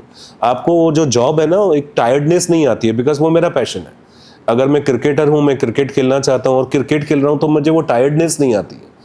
आप डांस करोगे, 2 घंटे 4 घंटे 5 घंटे की भी प्रैक्टिस करोगे तो आपको टायर्डनेस नहीं आएगी, बिकॉज वो आपका पैशन है। हाँ, मैं मजा मतलब एंजॉयमेंट होती है। हाँ, अपने पैशन को प्रोफेशन में कन्वर्ट कर लो तो वो आपका करियर बन जाता है। सर, जैसे कि आज लोग बिजी हो गए हैं अपने काम में, तो पर्सनल लाइफ में ध्यान नहीं दे पाते, या अगर पर्सनल लाइफ में ध्यान दे रहे हैं तो काम पे ध्यान नहीं दे पा रहे हैं, मतलब बैलेंस ही नहीं है कहीं। तो प्लीज़ आपकी एक्सपर्टीज़ मेरे को बताइए, और बैलेंस कैसे करना चाहिए लोगों को, वो आप थोड़ा एडवाइस देंगे तो बहुत अच्छा रहेगा। Pankaj, I am running 7 institutes today. Correct. आज मैं 7 इंस्टीट्यूट्स को, बड़े इंस्टीट्यूट्स में जिसमें हजारों बच्चे हैं, बट मैं अपनी फैमिली को उतना ही टाइम देता हूँ जितने मैं इंस्टीट्यूट को देता हूँ। मैं घुमा फिरा के वही पॉइंट पे लेके आ रहा हूँ। हम सोशल मीडिया में जाके अपनी फैमिली को स्किप कर लेते हैं। मैंने बहुत सारे पेरेंट्स को देखा है, घर पे आएंगे, मोबाइल पे स्क्रॉल करते बैठेंगे। बच्चा बेचारा बाजू में बैठा है, he wanted to speak to you. उसके फ्रेंड ने उसको डांटा है, उसकी टीचर ने उसको डांटा है, वो आपको बताना चाहता है, लेकिन आपके पास टाइम ही नहीं है। तो घर पे आने के बाद मैं पेरेंट्स को भी रिक्वेस्ट करूंगा, घर पे आने के बाद keep your phone aside, fully dedicate to your family. Sit with your wife, sit with your mama, sit with your papa, talk to them. और पहले के ज़माने में था यार, हम आते थे घर पे, फैमिली का मज़ा होता था, भले मारा मारी भी करते थे, मस्ती भी होती थी, झगड़े भी हो जाते थे, रूठना मनाना भी होता था। लेकिन वो चीज़ें आजकल के बच्चे मिस कर रहे हैं।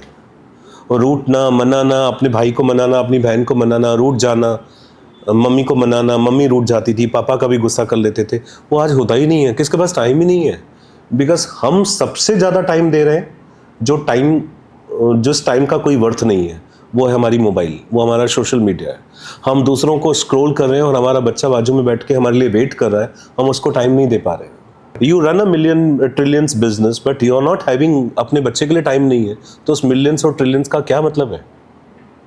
अपनी बीवी के लिए टाइम नहीं है, अपनी माँ के लिए टाइम नहीं है, तो उस करोड़ों रुपए का क्या मतलब है? आप अपना टाइम निकाल, 8 घंटे, मैंने जैसे कहा ना, सिस्टम हमारा जो बना हुआ है ना, हम बोलते थे 3 पहर, हिंदी में बोलते हैं 3 पहर। 8-8 घंटे के 3 स्लॉट होते हैं, 24 घंटे को डिवाइड किया हुआ है 3-3 पहर में। 8 hours to the business, 8 hours to the family and 8 hours to ourself. Me time बोलते हैं ना, उसमें से 6 घंटे सो जाओ, बाकी 2 घंटे आप अपने आप को टाइम दो। 8 hours to me time, 6 hours to sleep, 2 hours to for your growth, कुछ भी पढ़ना है, लिखना है, व्हाट्सअप देखना है, चलेगा। 8 hours fully dedicated to your child, to your business, and 8 hours to family. अपनी फैमिली को टाइम स्पेंड करो। जो बच्चा, आज बच्चे के साथ कुछ प्रॉब्लम हुआ स्कूल में, या किसी फ्रेंड ने उसको डांटा है, किसी फ्रेंड ने उसको मारा है, वो कैसे बताए? आपके पास टाइम किधर है पंकज? आप आओगे, अपने क्लाइंट्स के साथ बात करोगे, आप अपने दोस्त ऑर्डर के साथ बात करोगे, तो बच्चा बोलेगा पापा के पास टाइम ही नहीं है, and mama is already busy in the kitchen. हाँ, बाद में बात करती हूँ, हाँ बाद में बात करती हूँ, हाँ बोलती हूँ, हाँ बोलती हूँ। तो बच्चे के पास टाइम ही नहीं है। तो मेरी एक रिक्वेस्ट है, बैलेंसिंग हमारे हाथ में होता है। प्रायोरिटीज लाइफ की सबकी होती है, सब चाहते हैं कि हम लोग ये भी करें, वो भी करें, लेकिन balancing with your priorities, and first priority is your family, because दुख सुख में हमारी फैमिली हमारे काम आती है।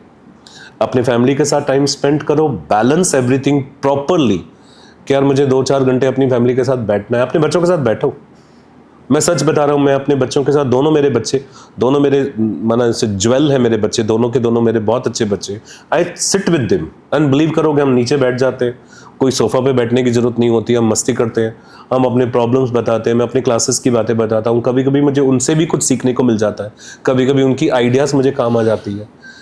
मैं अपनी ममा के साथ टाइम स्पेंड करता हूँ, अपने ब्रदर्स के साथ टाइम स्पेंड करता हूँ, ट्राई करता हूँ कि स्पेंड करूँ। हर एक आदमी बिजी है अपने अपने लाइफ में, बट मैं चाहूँगा कि बैलेंस योर बिजनेस अरबों रुपए की हो, लेकिन फैमिली आपके हाथ में नहीं तो क्या फ़ायदा।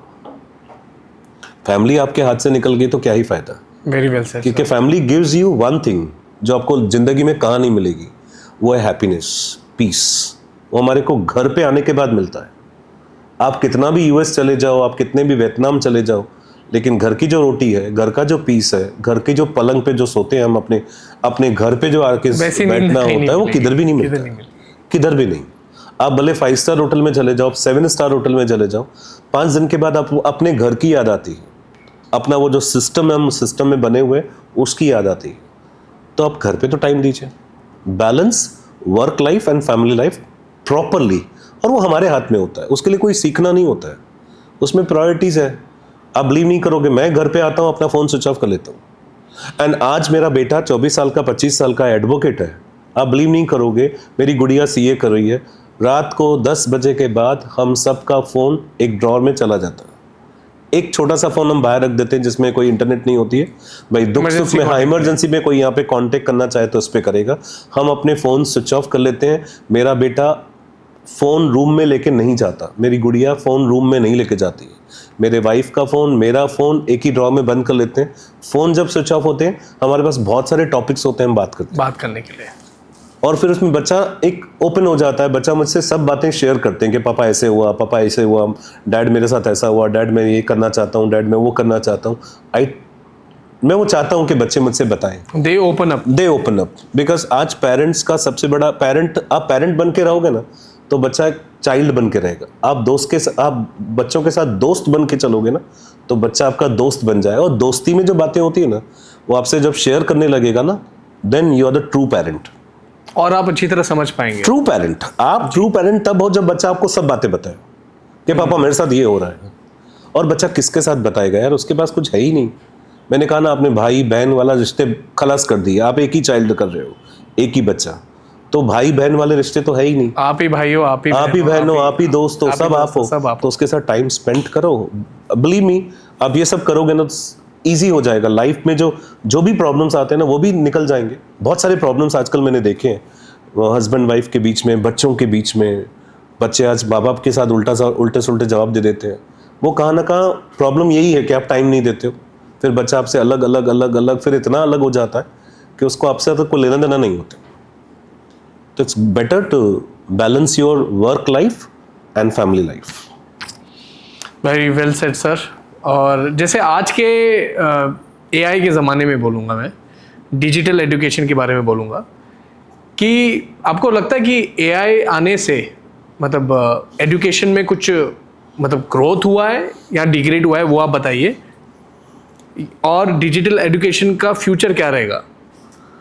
हर एक बात में दोनों पॉसिबिलिटीज होती है, हेड्स एंड टेल्स हर बात में होते हैं। हाँ, इसकी पॉजिटिव थिंग्स भी है और नेगेटिव बहुत ज़्यादा है। पॉजिटिव होगा, नेगेटिव बहुत ज़्यादा है। क्योंकि आज से 25 साल पहले, 30 साल पहले, 50 साल पहले जब कैलकुलेटर्स नहीं थे, कैलकुलेटर आज बहुत छोटा सा एक छोटी सी मशीन है। लेकिन आज से 50 साल पहले जब कैलकुलेटर्स नहीं थे, तो हम कैलकुलेशन खुद से करते थे।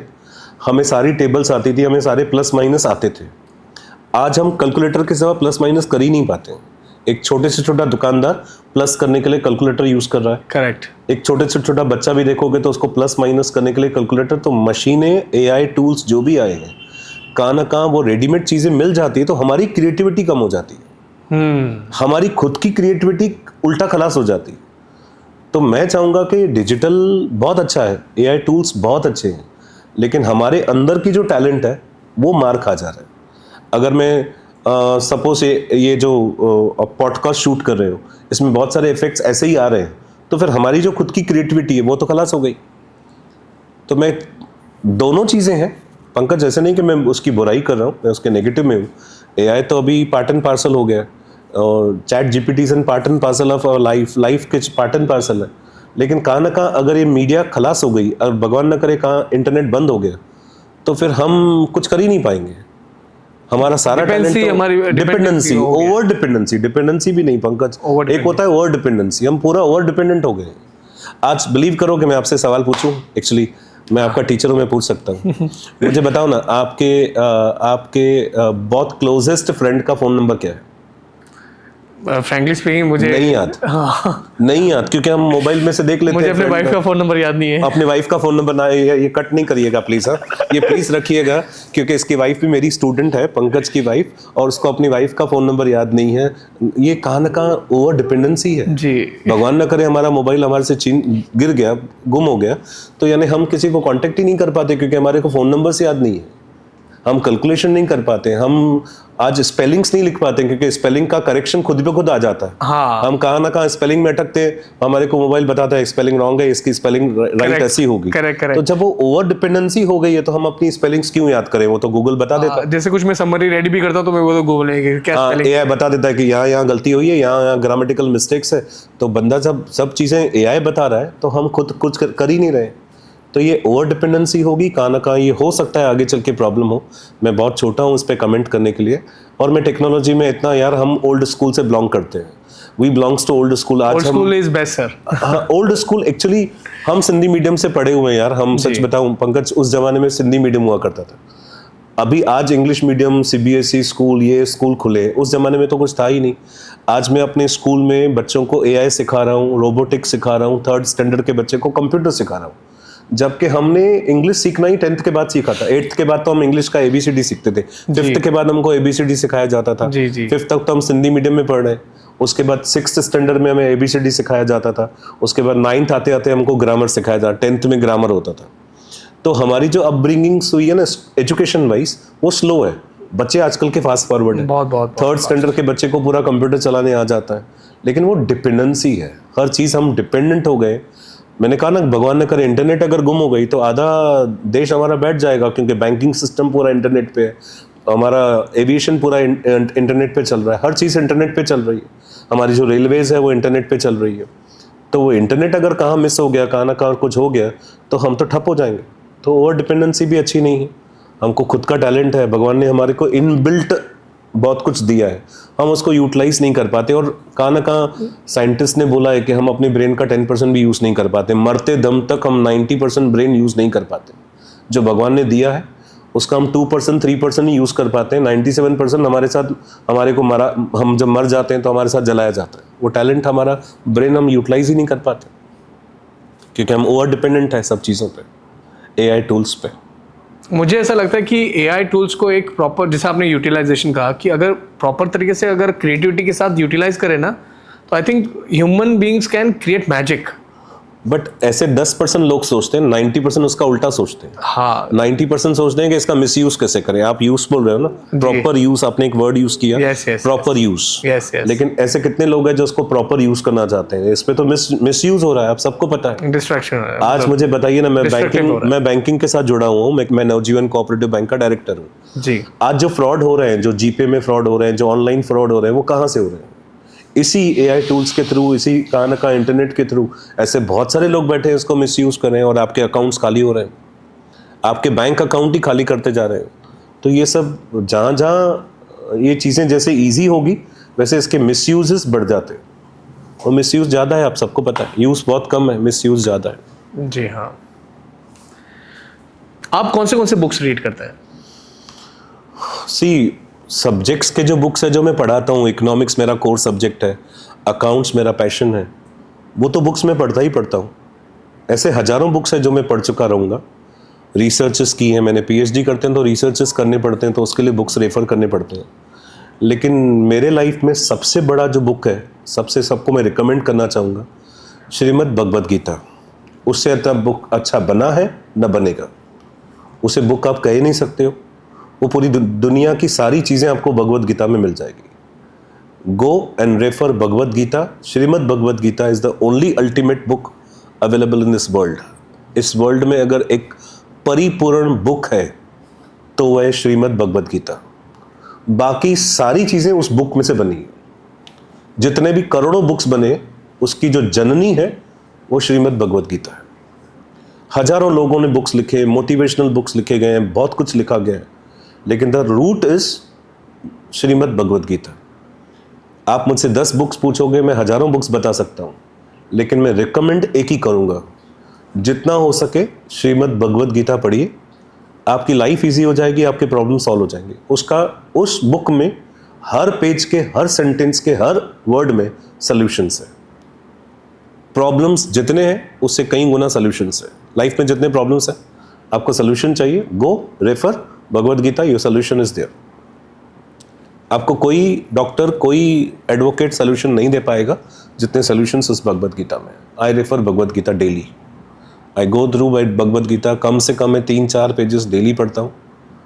मुझे ये नहीं बताना चाहिए क्योंकि मेरे रूटीन, मेरे इनर सक्सेस की स्टोरीज है, बट मैं चाहता हूँ कि मुझसे कोई सीखे कि यार मैंने कैसे इसको अचीव किया। I just go through by that. मुझे प्रॉब्लम होता है, मैं अपने सवेरे 5 बजे उठा, रूटीन किया, भगवान के सामने जाके भगवद गीता का पन्ना घुमा लेता हूँ। सच बताऊँ, मुझे सोल्यूशन मिल जाता है। जो मुझे प्रॉब्लम होता है उसका सोल्यूशन उस पन्ने में होता है। वो सेंटेंसेस में कहाँ ना कहाँ मुझे सोल्यूशन मिल जाता है कि मैं ये करूँगा तो मेरा वो प्रॉब्लम सॉल्व हो जाएगा। And I believe in God, मेरे सारे प्रॉब्लम्स वो दूर कर लेता है। वो कहाँ ना कहाँ पेज ही वो घुमा लेता है भगवान, वो कहाँ ना कहाँ से वो इंस्पिरेशन आ जाती है। मैं रैंडम पढ़ता हूँ, 1 to 100 पेज नहीं जाता हूँ, मैं रैंडम पन्ने घुमाता हूँ, लेकिन मेरा जो अंदर का जो प्रॉब्लम होता है उस पन्नों में कहाँ ना कहाँ उसका सोल्यूशन होता है। ये आपसे भी रिक्वेस्ट है पंकज के, 100% अगर आपको लगे कि मुझे कोई प्रॉब्लम है तो solution is in that book. 100% मैं फॉलो श्रीमद् करूंगा। भगवद गीता, 5 बुक्स, 10 बुक्स आपने मुझे कहा कि रिकमेंड करिए अच्छे वाले बुक्स, एक ही book Shrimad Bhagavad Gita, one stop for all solution. जैसे अभी बोर्ड्स नजदीक आ रहे हैं तो स्टूडेंट्स को क्या प्रिपरेशन करना चाहिए? पंकज, हम सबको पता है कि बोर्ड्स के एग्जाम्स फैब में है, 12th के एग्जाम्स फैब में है और 10th के एग्जाम्स मार्च में है। और हम सबको पता होता है कि इतना टाइम पड़ा है, बहुत कम टाइम पड़ा है। अभी 2 महीने पड़े, हम जब शूट कर रहे हैं तो 3 महीने पड़े। तो students no that very well कि हमें बोर्ड्स के एग्जाम्स देने हैं। मैं बच्चों को क्लास में ही बोलता हूँ, आपको भी बोलना चाहूँगा, इन ऑडियंस को भी बोलना चाहूँगा कि दिवाली हर साल आएगी, फ्रेंडशिप डे हर साल आएगा, होली हर साल आएगी, लेकिन बोर्ड्स लाइफ में एक ही बार आते हैं, एक ही बार आएगा। और अगर आपको प्रूव करना है कि you are the best, if you want to prove that you are the best, तो you prove in their marksheet. आप अपने सर्टिफिकेट, नो डाउट कुछ लोग ऐसे बोल सकते हैं कि 1 marksheet, 1 piece of paper can not define yourself, but हमारे लाइफ में ये पेपर का जो पीस है वो ही बहुत सारी मायने रखता है। हमारे सर्टिफिकेट्स हमारे लाइफ में बहुत मायने रखते हैं, हमारी परसेंटेजेस। जब हम इंटरव्यूज़ पे जाते हैं, जॉब सीकिंग करने के लिए जाते हैं, तो हमारे मार्कशीट्स बताते हैं कि हम कितने टैलेंटेड हैं। ऑफ कोर्स टैलेंट हमारे फेस में आ जाता है, हमारे इंटरव्यू के स्किल्स में आ जाता है, लेकिन कहाँ ना कहाँ वो जो पीस ऑफ पेपर है, मार्कशीट जिसे कह सकते हो, जैसे सर्टिफिकेट कह सकते हो, वो हमारे लाइफ में बहुत मायने रखते हैं। तो मैं बच्चों से सजेस्ट करूँगा, मैं बच्चों को एडवाइस करूँगा कि you know that very well, date of exams आपकी आ चुकी है। अब आपके पास कितने दिन पड़े हैं और कितने सब्जेक्ट्स पढ़ने हैं, ये सब आप जानते हो। तो आप divide your time, availability of timing according to your subjects. जैसे फॉर एग्जांपल मुझे 4 दिन के बाद एक रिसर्च पेपर सबमिट करना है और वो 200 पेजेस का है। मुझे मालूम है कि मेरे पास 4 दिन पड़े हैं, मुझे मालूम है 200 पेजेस मुझे कवर करने हैं, 200 pages, 4 days are available. Simple mathematics है, 50 डेली 50, करेक्ट, डेली 50 पेजेस को मुझे कवर करना है। ये सिंपल थ्योरी आप बच्चों को मैं रिक्वेस्ट करूंगा, सिंपल थ्योरी फॉलो करो। आपको अपने बुक को डिवाइड करना है कि अगर मुझे हिस्ट्री पढ़नी है, उस हिस्ट्री में मुझे 100 पन्ने पढ़ने हैं, 100 pages to cover. In your digest you have 100 pages and you have suppose 3 days या 4 days लेफ्ट। डेली 25 पेजेस का एक टारगेट बनाओ, अचीव करो। 4 days में आपके 100 पेजेस कम। सिंपल है यार, मुझे समझो शिरडी जाना है, 200 किलोमीटर का रास्ता है और मुझे 10 दिन में पूरा करना है, तो मुझे 20 किलोमीटर डेली चलना है। अगर मैं पहले वाले 8 दिन नहीं चलूं, थक जाऊं, 2 किलोमीटर चलूं, सो जाऊं, तो जो लास्ट के 2 दिन बचेंगे उसमें मैं बाकी बचे हुए किलोमीटर्स कवर नहीं कर पाऊंगा और मैं टारगेट पे शिरडी में नहीं पहुंच पाऊंगा। आपको पता है पंकज, बहुत सारे लोग पद यात्रा करते हैं। यस पद यात्रा करते हैं, माना पैदल पैदल शिरडी जाते हैं। हाँ। दे नो वेरी वेल कि भाई 10 दिन के अंदर हमें शिरडी पहुंचना है, 200 किलोमीटर का डिस्टेंस है, डेली हमें 20 किलोमीटर्स पहुंचना है। The same advice I want to give the students only कि अगर आपको मालूम है कि हमें 200 पन्ने पढ़ने हैं, आपके पास अगर 10 दिन पढ़े, डेली 20 पेजेस पढ़ लो। 20 पेजेस का टारगेट क्लियर करने के बाद भले आप लाइफ को एंजॉय करो, भले आप टीवी देखो, भले अपने दोस्तों के साथ जाओ, लेकिन पहले टारगेट क्लियर करो। टारगेट अपना अचीव, पहले टारगेट अचीव कर लो कि पर डे का टारगेट मेरा ये है, एक हफ्ते का मेरा टारगेट ये है, एक महीने का टारगेट ये है। अच्छा, टारगेट वापस से उस बात पे आ जाते हैं, प्लानिंग करो लेकिन एग्जीक्यूशन करो। प्लानिंग तो कर ली, फिर एग्जीक्यूशन रह गया तो फिर उस प्लानिंग का कोई मतलब नहीं आता। एग्जीक्यूशन में ही प्रॉब्लम आता है मोस्ट ऑफ द स्टूडेंट। हाँ, एज अ स्टूडेंट आप मेरे पास पढ़ के गए तो वही प्रॉब्लम बच्चों का होता है कि प्लानिंग कर लेते हैं, एक पेपर पे लिख देते हैं कि मैं इतने दिनों में ये सब्जेक्ट पूरा करूंगा, ये सब्जेक्ट में इतने दिनों में पूरा करूंगा, और पता चला लास्ट डे पहुंच गए लेकिन वो सब्जेक्ट को टच भी नहीं किया। तो वो सिंपल थ्योरी है। आप पेजेस को डिवाइड करो, आप जितने पेजेस पढ़ना चाहते हो divided by the days you have.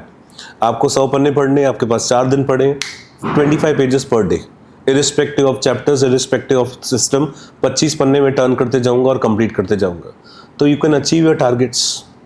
And मैं सारे बच्चों को और पेरेंट्स को ही बोलूँगा, अपने बच्चों पे ध्यान दें, अपने बच्चों को थोड़ा मोबाइल पे कंट्रोल करो। टाइम आपके पास बहुत है। क्या होता है, हम सोशल मीडिया में बहुत टाइम दे रहे हैं। अगर आप स्क्रीन टाइम देखोगे ना बच्चों का, तो it's nearly 8 hours 6 hours 8 to 6 hours screen time है। अब 6 घंटा अगर मैं डेली, अगर मैं 6 घंटा स्क्रीन टाइम दे रहा हूँ तो मेरे पास टाइम बचेगा ही नहीं। अच्छा, 6 घंटे का स्क्रीन टाइम होने के बाद बाकी जो स्क्रीन बंद है उसके बाद हमारा दिमाग चल रहा है, क्योंकि कहाँ ना कहाँ वो डांस का स्टेप, कहाँ ना कहाँ वो गाने की साउंड, वो हमारे माइंड में चलता रहता है। पंकज, अभी आप डांस समझो सिखाते हो बच्चे को, अगर आपने बच्चे को डांस सिखाई, आपने 10 मिनट डांस सिखाई, लेकिन बच्चा वो पूरा दिन डांस को देखता रहता है कि सर ने ये स्टेप सिखाया, सर ने ऐसे करना सिखाया, सर ने ये करना सिखाया। तो जो हम रील्स देखते हैं, जो हम कहाँ ना कहाँ स्टोरीज देखते हैं, वो हमारे माइंड में फिर चलता रहता है, वो घूमता रहता है, तो बच्चा फोकस नहीं कर पाता है। तो मैं रिक्वेस्ट करूंगा पेरेंट्स से भी, रैशनिंग करो। देखो, मोबाइल से हम छूट नहीं सकते, mobile is like oxygen for us. हम बहुत सारा काम मोबाइल पे कर रहे हैं, अब तो पॉसिबल नहीं, अब पॉसिबल नहीं है, क्योंकि बहुत सारी बिजनेसेस ही मोबाइल पे चल रही है। लेकिन करो, रैशनिंग करो। रैशनिंग का मतलब होता है कि भाई 4 घंटे की जगह पे 2 घंटा। अच्छा, मैं टारगेट पूरा करूंगा, 15 पन्ने पढ़ लूंगा, फिर मोबाइल देखूंगा, 20 पेजेस कंप्लीट करने के बाद फिर मैं मोबाइल देखूंगा। अभी मेरी गुड़िया सीए कर रही है, तो हम सीए वाले बच्चे को भी ऐसे बोलते हैं, आप इंस्टाग्राम पे जाओ, आप यूट्यूब पे जाओ, आप चैट भी करो, लेकिन पहले टारगेट पूरा करो। 5 घंटे पढ़ाई करो, 1 घंटे का मोबाइल देख लो, फिर 5 घंटे पढ़ाई करो, 1 घंटे का मोबाइल देख लो। उनको डिसिप्लिन लाना पड़ेगा अपनी पढ़ाई पे। अब लाइफ इज डिसिप्लिन। अगर आपने लाइफ में डिसिप्लिन लेके आए ना, तो खुद ब खुद चीज़ें अचीव हो जाती है। जो आप चाहते हो ना, उसे अचीव करना चाहते हो, you right got a right word, discipline in your life. कि भाई मुझे, जब मैं पढ़ रहा हूँ तो मुझे, आजकल के बच्चे क्या करते हैं, मोबाइल अपने बाजू में रखते हैं और किताब अपने बाजू में रखते हैं, और यहाँ हर सेकंड में नोटिफिकेशन आ रहा है, बच्चा पढ़ रहा है, नोटिफिकेशन आ रही है, बच्चा पढ़ रहा है, डिस्ट्रैक्शन हो जाती है। उसे लगता है कि अभी कभी मैं मैसेज का जवाब दूं, अभी कभी मैं चैट का जवाब दूं, अभी कभी मैं उस रील को देख लूं, तो बच्चा पढ़ाई पे फोकस कर ही नहीं पाता। पेरेंट्स को रिक्वेस्ट है, जब बच्चा पढ़ रहा है, उसके रूम में मोबाइल या उसके रूम में टीवी नहीं होनी चाहिए। अगर टीवी और मोबाइल के साथ पढ़ाई कर रहे हो तो इट्स अ डेडली कॉम्बिनेशन, बच्चा कॉन्सेंट्रेट कर ही नहीं पाएगा। पॉसिबल नहीं। अगर आप चाहते हो कि बच्चा कॉन्सेंट्रेट करे, मोबाइल उससे छीन लो। मुझे लगता है कि अगर 6 घंटा अगर हम लोग टाइम दे रहे हैं, मतलब पढ़ाई में, हाँ, और अगर मोबाइल और टीवी जैसे डिस्ट्रैक्शन ना हो, तो आई थिंक वो कम टाइम में शायद अचीव भी ज्यादा कर लेगा। करेक्ट, वही होगा ना, क्योंकि फोकस और बढ़ जाएगा। फोकस होगा तो आदमी जो 200 पन्ने पढ़ने में मुझे 2 दिन लगते हैं, वो 1 दिन में कवर हो जाएगा। जो मुझे चैप्टर पूरा करने में मुझे 4 घंटे लगते हैं, अगर मैं मोबाइल को साइड में करूं तो 1 घंटे में हो जाएगा। तो वो भी फायदा हो जाता है बच्चे का।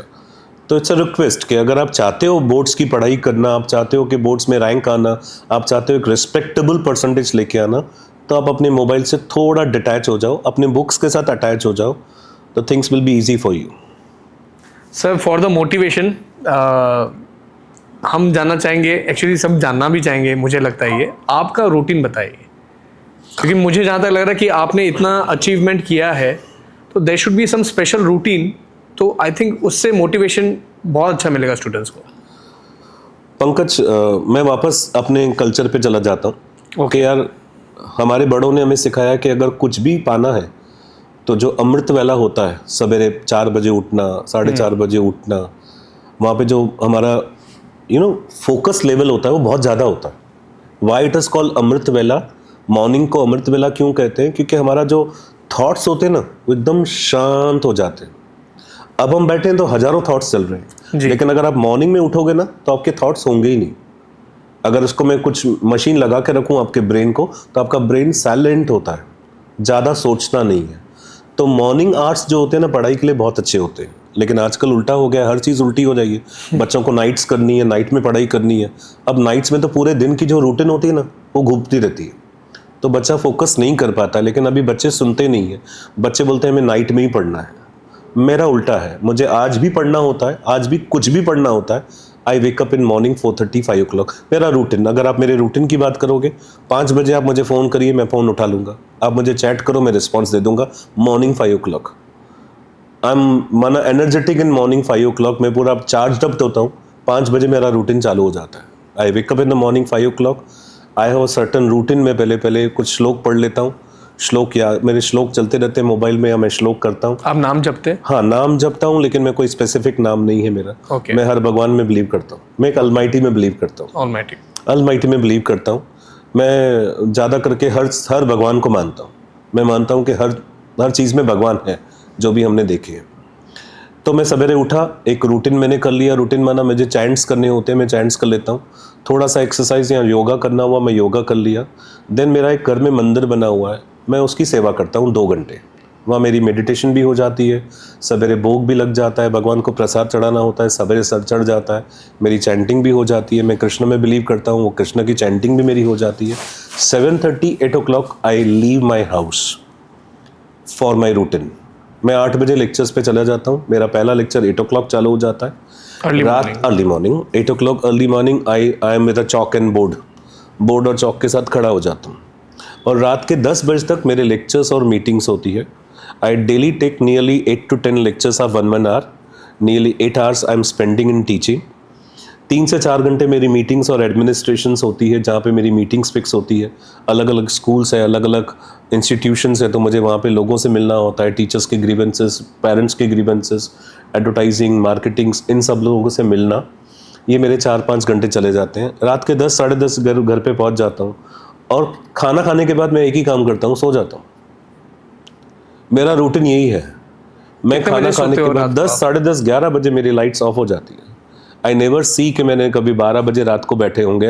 एक्सेप्शनल केसेस में पार्टीज है, जैसे कल दिवाली थी, दिवाली के मूड में हो जाता है 2 बजे तक हम काम कर देते हैं, या कुछ फेस्टिवल्स होते हैं, या कुछ पार्टीज या गैदरिंग्स होती है, वो अलग बात है। अदरवाइज 11 o'clock डॉट, उसके पहले ही लाइट्स बंद हो जाती है मेरी। भले बच्चे बैठे रहते हैं, फैमिली बैठी रहती है, मैं सो जाता हूँ, क्योंकि मुझे सवेरे 5 बजे उठना है। मुझे 6 hours की नींद चाहिए होती है, जो मेरे ग्रंथों में लिखा हुआ है कि 6 घंटा सोना है। मैं 6 hours सोता हूँ, वापस 4:30 5 बजे। अच्छा, मुझे किसी अलार्म की भी जरूरत नहीं होती है। पंकज, बिलीव करो, आज तक मैंने अलार्म सेट ही नहीं, मुझे आता ही नहीं है सेट करना। सच बताऊं, मुझे मोबाइल में अलार्म सेट करने नहीं आता। मेरे को सेट करने की जरूरत नहीं है। मेरा बॉडी क्लॉक है, बॉडी क्लॉक मुझे 5 बजे उठा लेता है, और 5 o'clock से मेरे रूटीन चालू हो जाते हैं।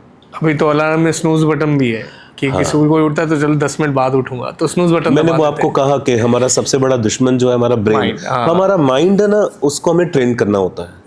हम उसको ट्रेन करेंगे ना, उठना है तो उठना है। हम अपने माइंड को ट्रेन करेंगे, मुझे पढ़ना है तो पढ़ना है। अभी माइंड के सामने तो डिस्ट्रक्शंस बहुत आती है। अब कौन चाहेगा कि सवेरे जिम पे जाए, कौन चाहेगा कि 5 बजे उठे, कौन चाहेगा कि मैं धूप में खड़ा रहूं, लेकिन करते हैं। आप देखिए ना, विराट कोहली और रोहित शर्मा की बात करूं, आप मुझे बताइए, आज उनकी मैच है, तो मैच के पहले क्या करते हैं? प्रैक्टिस वार्म अप प्रैक्टिस करते हैं ना। अभी चाहे तो विराट कोहली चाहे तो किसको भी 5 छक्के मार सकता है, किसी के सामने सेंचुरी मार सकता है, लेकिन उसके बाद भी वो प्रैक्टिस करता है। और हम एज अ स्टूडेंट्स की बात करूं, हमें वो सब्जेक्ट नहीं आता, हम प्रैक्टिस ही नहीं करते हैं, तो हमें वो सब्जेक्ट कैसे आएगा? Think about that. उसको वो आती है क्रिकेट, विराट कोहली को आती है, रोहित शर्मा को आती है, सचिन तेंदुलकर को क्रिकेट आती है, लेकिन उसके बाद भी वो लोग प्रैक्टिस करते हैं। उनके पास पैसे भी है, उनके पास शोहरत भी है, उनके पास सब कुछ है, उसके बाद भी वो प्रैक्टिस करते हैं फॉर प्रोफेशन। तो हम उस सब्जेक्ट की प्रैक्टिस करेंगे नहीं तो हम सब्जेक्ट कैसे आएगा? कोई भी सब्जेक्ट अगर प्रैक्टिस नहीं करोगे, पढ़ोगे नहीं, तो सब्जेक्ट कहां से आएगा? उसको तो आता है। मैं I am talking about Virat Kohli, उनको तो आते हैं ये सब चीजें, उनको क्रिकेट खेलने आती है, उनको बैटिंग करने आती है, उनको एक दो दिन प्रैक्टिस नहीं भी करेंगे तभी भी चल जाएगा, लेकिन तो भी वो लोग करते हैं, स्टिल दे डू। और हमें वो सब्जेक्ट नहीं आता है, हम नहीं करेंगे तो कहां से पेपर में लिख पाओगे? तो बोलते हैं ना, प्रैक्टिस मेक्स मैन परफेक्ट। तो मैं चाहूंगा practice makes everyone perfect. Do the practice. जो सब्जेक्ट आपको नहीं आ रहा है उसको उल्टा ज्यादा पढ़ो, जो चीज़ समझ में नहीं आ रही है उसको उसके वीडियोस देखो। और सच बताऊं पंकज, हम जब छोटे थे तो हमारे पास तो गाइड्स अवेलेबल नहीं थे, बुक्स अवेलेबल नहीं थे, पैसे नहीं थे कि बुक्स परचेज कर सके। हम खुद लाइब्रेरी में, मैं आरकेटी कॉलेज का स्टूडेंट हूँ, मैं लाइब्रेरी में जाके बैठता था, 4 बुक्स लेता था, फिर उस सब्जेक्ट में से इस क्वेश्चन में से ये बुक में से ये क्वेश्चन ईजी है, इसमें से ये डेफिनेशन ईजी है, इसमें से ये पॉइंट ईजी है। फिर हम अपना बुक बनाते थे, अपनी बुक से वो लिखते थे, फिर नोट्स बनाते थे, वो पढ़ के जाते थे।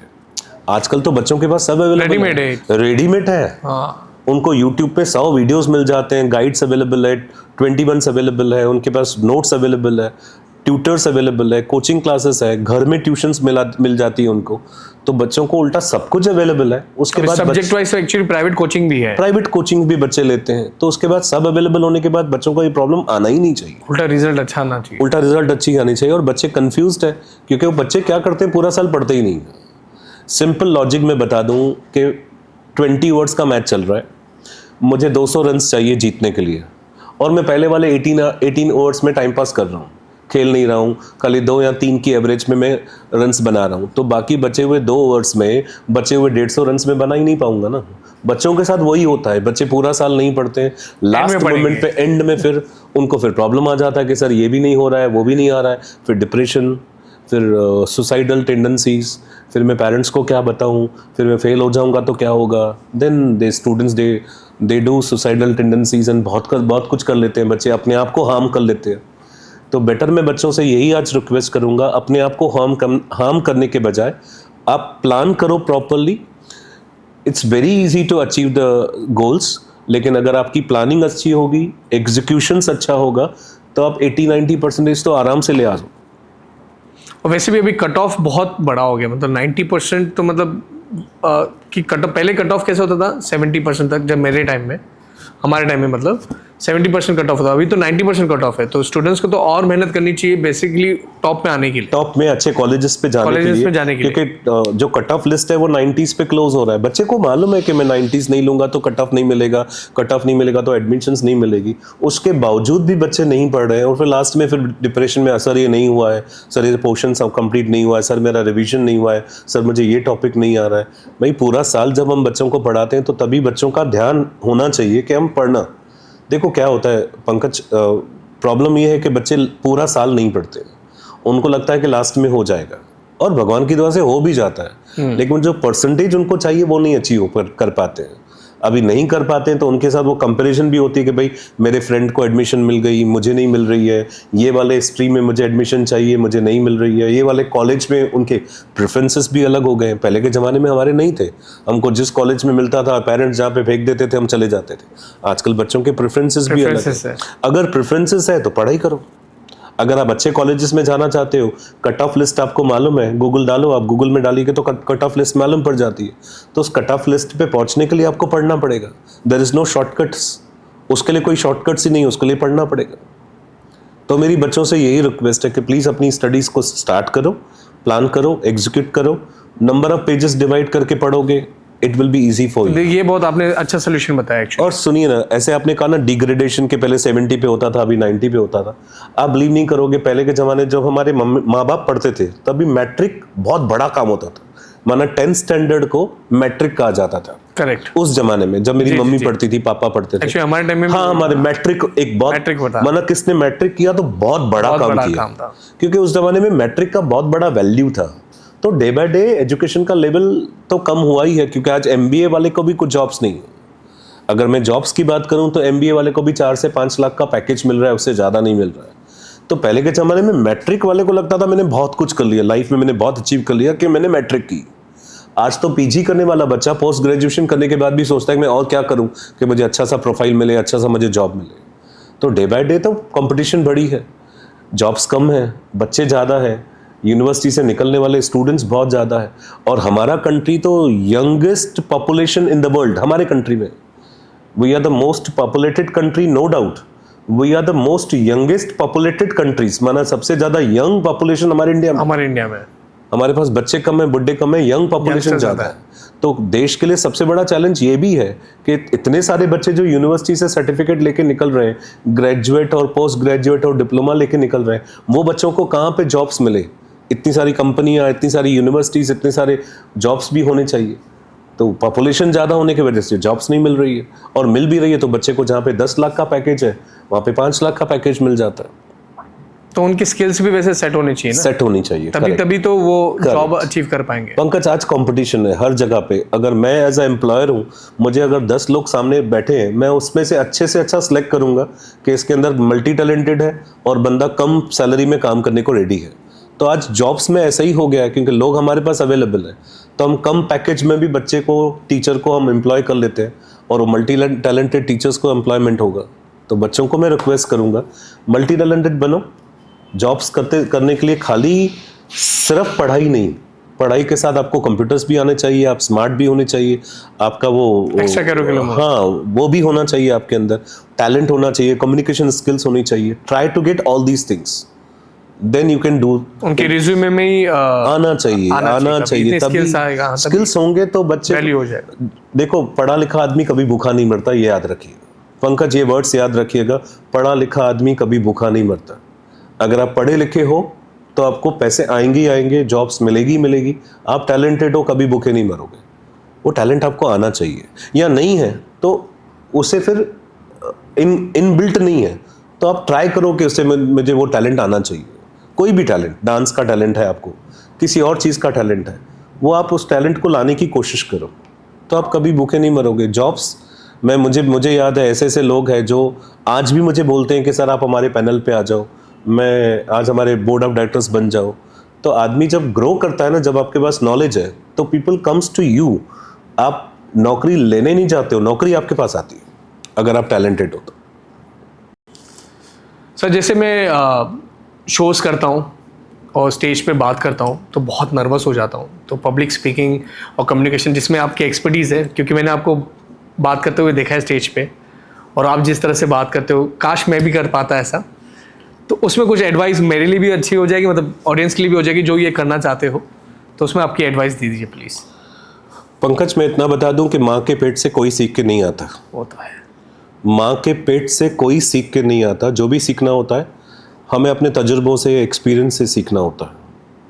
आप बिलीव नहीं करोगे, मैंने अभी भी कहा कि मैंने जब बीएड किया था और पहली बार मैं लेक्चर लेने गया था, मुझे याद है मैं न्यूरा स्कूल की 12th स्टैंडर्ड की बैच को पढ़ाने गया था। That is my first lecture of my life.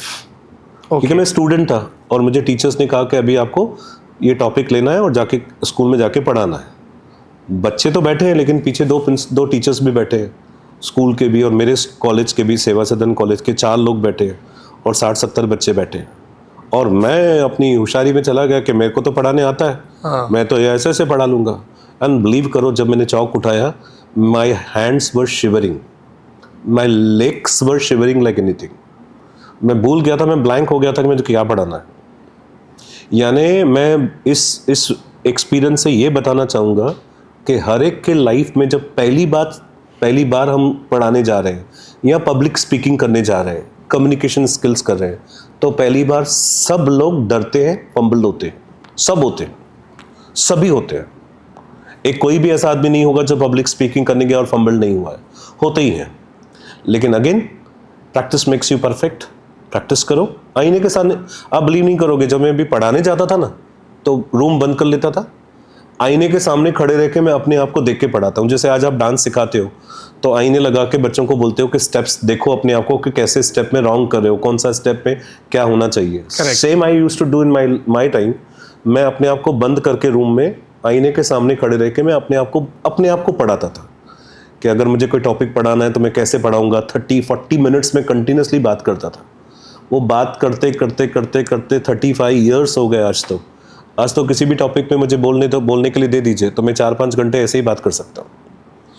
तो अगेन पंकज, प्रैक्टिस। बच्चों को अगर चाहिए कि हम पब्लिक स्पीकिंग करें, कम्युनिकेशंस में जाएं, प्रैक्टिस करो। और पहले तो आपके पास कंटेंट होना चाहिए। कंटेंट होगा तो बात करोगे ना। करेक्ट, कंटेंट हो तो बात कर पाएंगे। हमारे मोदी जी को पकड़ लीजिए ना, उनका एजुकेशन भले लिमिटेड है, लेकिन आज वो लाखों करोड़ों लोगों को हैंडल कर लेते हैं। जब वो बात करते तो हाँ, उनके सामने तो प्राइम मिनिस्टर, यूएस के प्राइम मिनिस्टर चुप हो जाते हैं। तो वो जो आता है ना, वो अंदर से आता है, इनबिल्ट होता है, और आदमी को थोड़ी प्रैक्टिस होती है, और कहाँ ना कहाँ प्रैक्टिस करने से हो जाता है।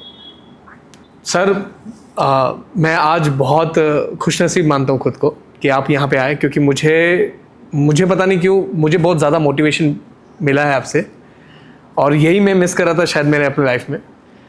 तो मैं तो बहुत मोटिवेटेड हुआ हूँ। आई होप ऑडियंस भी जो देख रहे हैं ये पॉडकास्ट वो भी मोटिवेटेड होंगे। तो कुछ मैसेज है आपको जो हमारे ऑडियंस के लिए, स्टूडेंट्स के लिए, पेरेंट्स के लिए, कुछ भी एक जनरल मैसेज हो या जो आपको कहना चाहते हो आप उनके लिए, तो प्लीज़ आप बोल सकते हैं। मैं मैसेज तो ये दूंगा पेरेंट्स को कि बच्चे भगवान का रूप होते ही हमने सुना है, लेकिन हमने ये भी सुना है कि बच्चे इमिटेट करते हैं। इमिटेट का मतलब होता है कॉपी करना। तो मैं रिक्वेस्ट करूंगा, थोड़ा सा मैं हाई टोन पे जा रहा हूँ। मेरा हाई टोन ये है कि अगर मैं घर पे आया हूँ और फ़ोन पे बात करते करते मेरे मुंह से गाली निकल रही है, क्योंकि मेरा बिजनेस चलो वैसा ही है कि मेरे को कारीगरों के साथ बात करनी है तो थोड़ा गुस्से में बात करनी है, या कहाँ जो दुकानदार होते हैं बेचारे जो कारीगरों के साथ बात करते हैं तो टोन में वो गाली निकल जाती है। तो प्लीज़ हो सके तो ये सब नहीं करिए, बिकॉज बच्चे सुन रहे हैं और बच्चे वो सीख रहे हैं।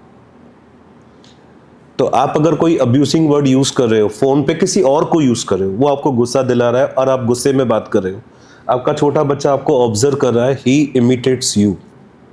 वो देखता है कि पापा गुस्से में बात कर रहे हैं, माना गुस्सा is a part and parcel of life, तो वो भी गुस्सा करने लगता है। अगर मैं रात को आया और मैं आने के साथ बॉटल ढूंढ रहा हूँ, ग्लास ढूंढ रहा हूँ, सोडा ढूंढ रहा हूँ, तो बच्चा देख रहा है कि पापा ड्रिंक कर रहे हैं, माना drink is part and parcel of life. बच्चे आपसे सीखते हैं। हो सके तो बच्चों के सामने ये करो, करना है, आपका बिजनेस का पार्ट है, आपको ड्रिंक करना है, हो सके तो छोटे बच्चों से ये अवॉइड करो, उनके सामने ना करो, जब तक समझ आ जाए। समझ आ जाए, बच्चे को ये पता चले कि ये रॉन्ग है। अगर आप बॉटल लेके, सोडा लेके रोज अगर बैठते हो उसके सामने, तो कहाँ ना कहाँ बच्चे को लगता है कि इट्स एन रूटीन, मेरे पापा कर रहे हैं तो मुझे भी करना है। तो कहाँ ना कहाँ हम बच्चों को सिखा रहे हैं कि गलत करो, क्योंकि हम गलत कर रहे हैं, हम गलत बात कर रहे हैं, गुस्सा कर रहे हैं, गाली गलौज कर रहे हैं, तो बच्चा वो सीखता है। बच्चा कहाँ से सीखेगा? बच्चा माँ के पेट से तो गाली सीख के नहीं आया, बच्चा गुस्सा करना माँ के पेट से तो नहीं सीख के आया, बच्चे ने सीखा हमसे। तो हमें थोड़ा सोफिस्टिकेटेड बिहेव करना है।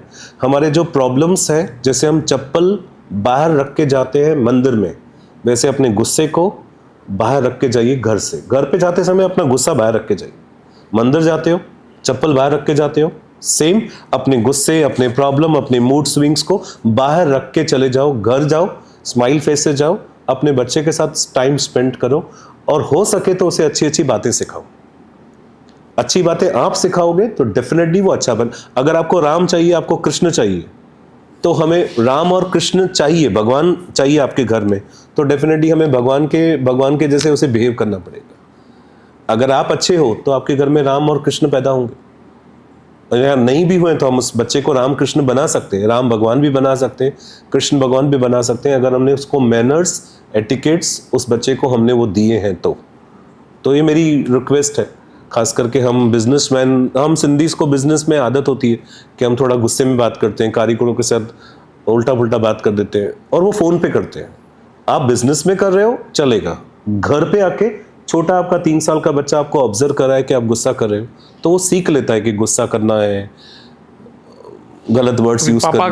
पापा करते तो हम भी करेंगे, पापा रोज बॉटल लेके बैठे तो हम भी करेंगे।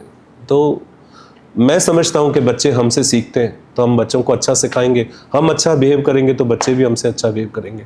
That is my guidance for the parents. और स्टूडेंट्स को भी यही, पढ़ो, जिंदगी भर तक पढ़ते रहो, आपको डेफिनेटली सक्सेस मिलेगी अगर आप फोकस्ड हो, और अगर आपने एक चीज नहीं छोड़ी तो वो है आपका जुनून। पड़ जाओ जुनून उस चीज के पीछे कि आपको मुझे सीए करनी है, मुझे अपने करियर में कुछ अचीव करना है। तो फिर बोलते हैं ना वो एक फिल्म का डायलॉग है कि सक्सेस आपके पैरों में आ जाएगी। किसी चीज को शिद्दत से चाहो तो वो चीजें आपको मिल जाती है। मुझे वो आता नहीं है, लेकिन आपने बराबर शिद्दत कहा कि शिद्दत से चाहो तो वो चीज मिल जाती है। पूरी कायनात उसे तुमको मिला देगी। करेक्ट। पंकज, आज मुझे ऐसे लग रहा है कि जितना मैंने आपको सताया था क्लास में, क्वेश्चंस पूछते पूछते शायद आपने वो आज पूरा कर लिया, क्योंकि पहली बार ऐसा देखा है कि स्टूडेंट टीचर से क्वेश्चन, ऐसे टीचर क्वेश्चंस करते हैं और स्टूडेंट्स आंसर देते हैं। आज उल्टा हो गया, आज मेरे स्टूडेंट मुझसे क्वेश्चन कर रहे हैं और मैं आंसर दे रहा हूँ। एक बहुत अच्छी बात है पंकज, मैंने आपके अंदर देखी है, आप हम्बल हो बहुत, एक ग्रेसफुलनेस आपके अंदर है जिसके वजह से आप सक्सेसफुल हो। Thank you. और आपको वो रिस्पेक्ट है मेरे लिए आज भी। ऐसे बहुत सारे बच्चे हैं मेरे पास पढ़ के गए, बहुत बड़ी पोजीशन पे, लेकिन उनके अंदर वो आंखों में रिस्पेक्ट नहीं दिखती, आपके अंदर वो है। आज मुझे बहुत अच्छा लगा कि पंकज के साथ मैं अपने स्टूडेंट के साथ पॉडकास्ट कर रहा हूँ, और मेरा स्टूडेंट इतना बड़ा हो गया है हर चीज में कि मेरे से पॉडकास्ट कर सके। Very happy to see you कि आपने इतना अच्छा ग्रो किया है और अच्छा स्टूडियो आपने बनाया है और एक अच्छा सा पॉडकास्ट लिया है। डेफिनेटली मैंने आपको एक प्रॉमिस किया कि जब मैं कैम्ब्रिज के साथ कुछ टाइप मेरा हो रहा है और मेरे पास जब प्रूफ होंगे तो मैं आपके साथ फिर से एक पॉडकास्ट करना पसंद करूंगा। I will be the first one. हाँ, you are the first one definitely. तो मैं आपके साथ एक पॉडकास्ट करूंगा विद प्रूफ्स के साथ कि हमने ऑक्सफोर्ड के साथ और कैम्ब्रिज के साथ कौन से टाइप किए। Thank you Pankaj, calling me in your studio. Thank you. बहुत अच्छा लगा, बहुत अच्छी आपकी टीम, बहुत अच्छी है, स्टूडियो बहुत अच्छा बना हुआ। Thank you very much, nice meeting you. Same sir, thank you for coming. Thank you very much. Thank you.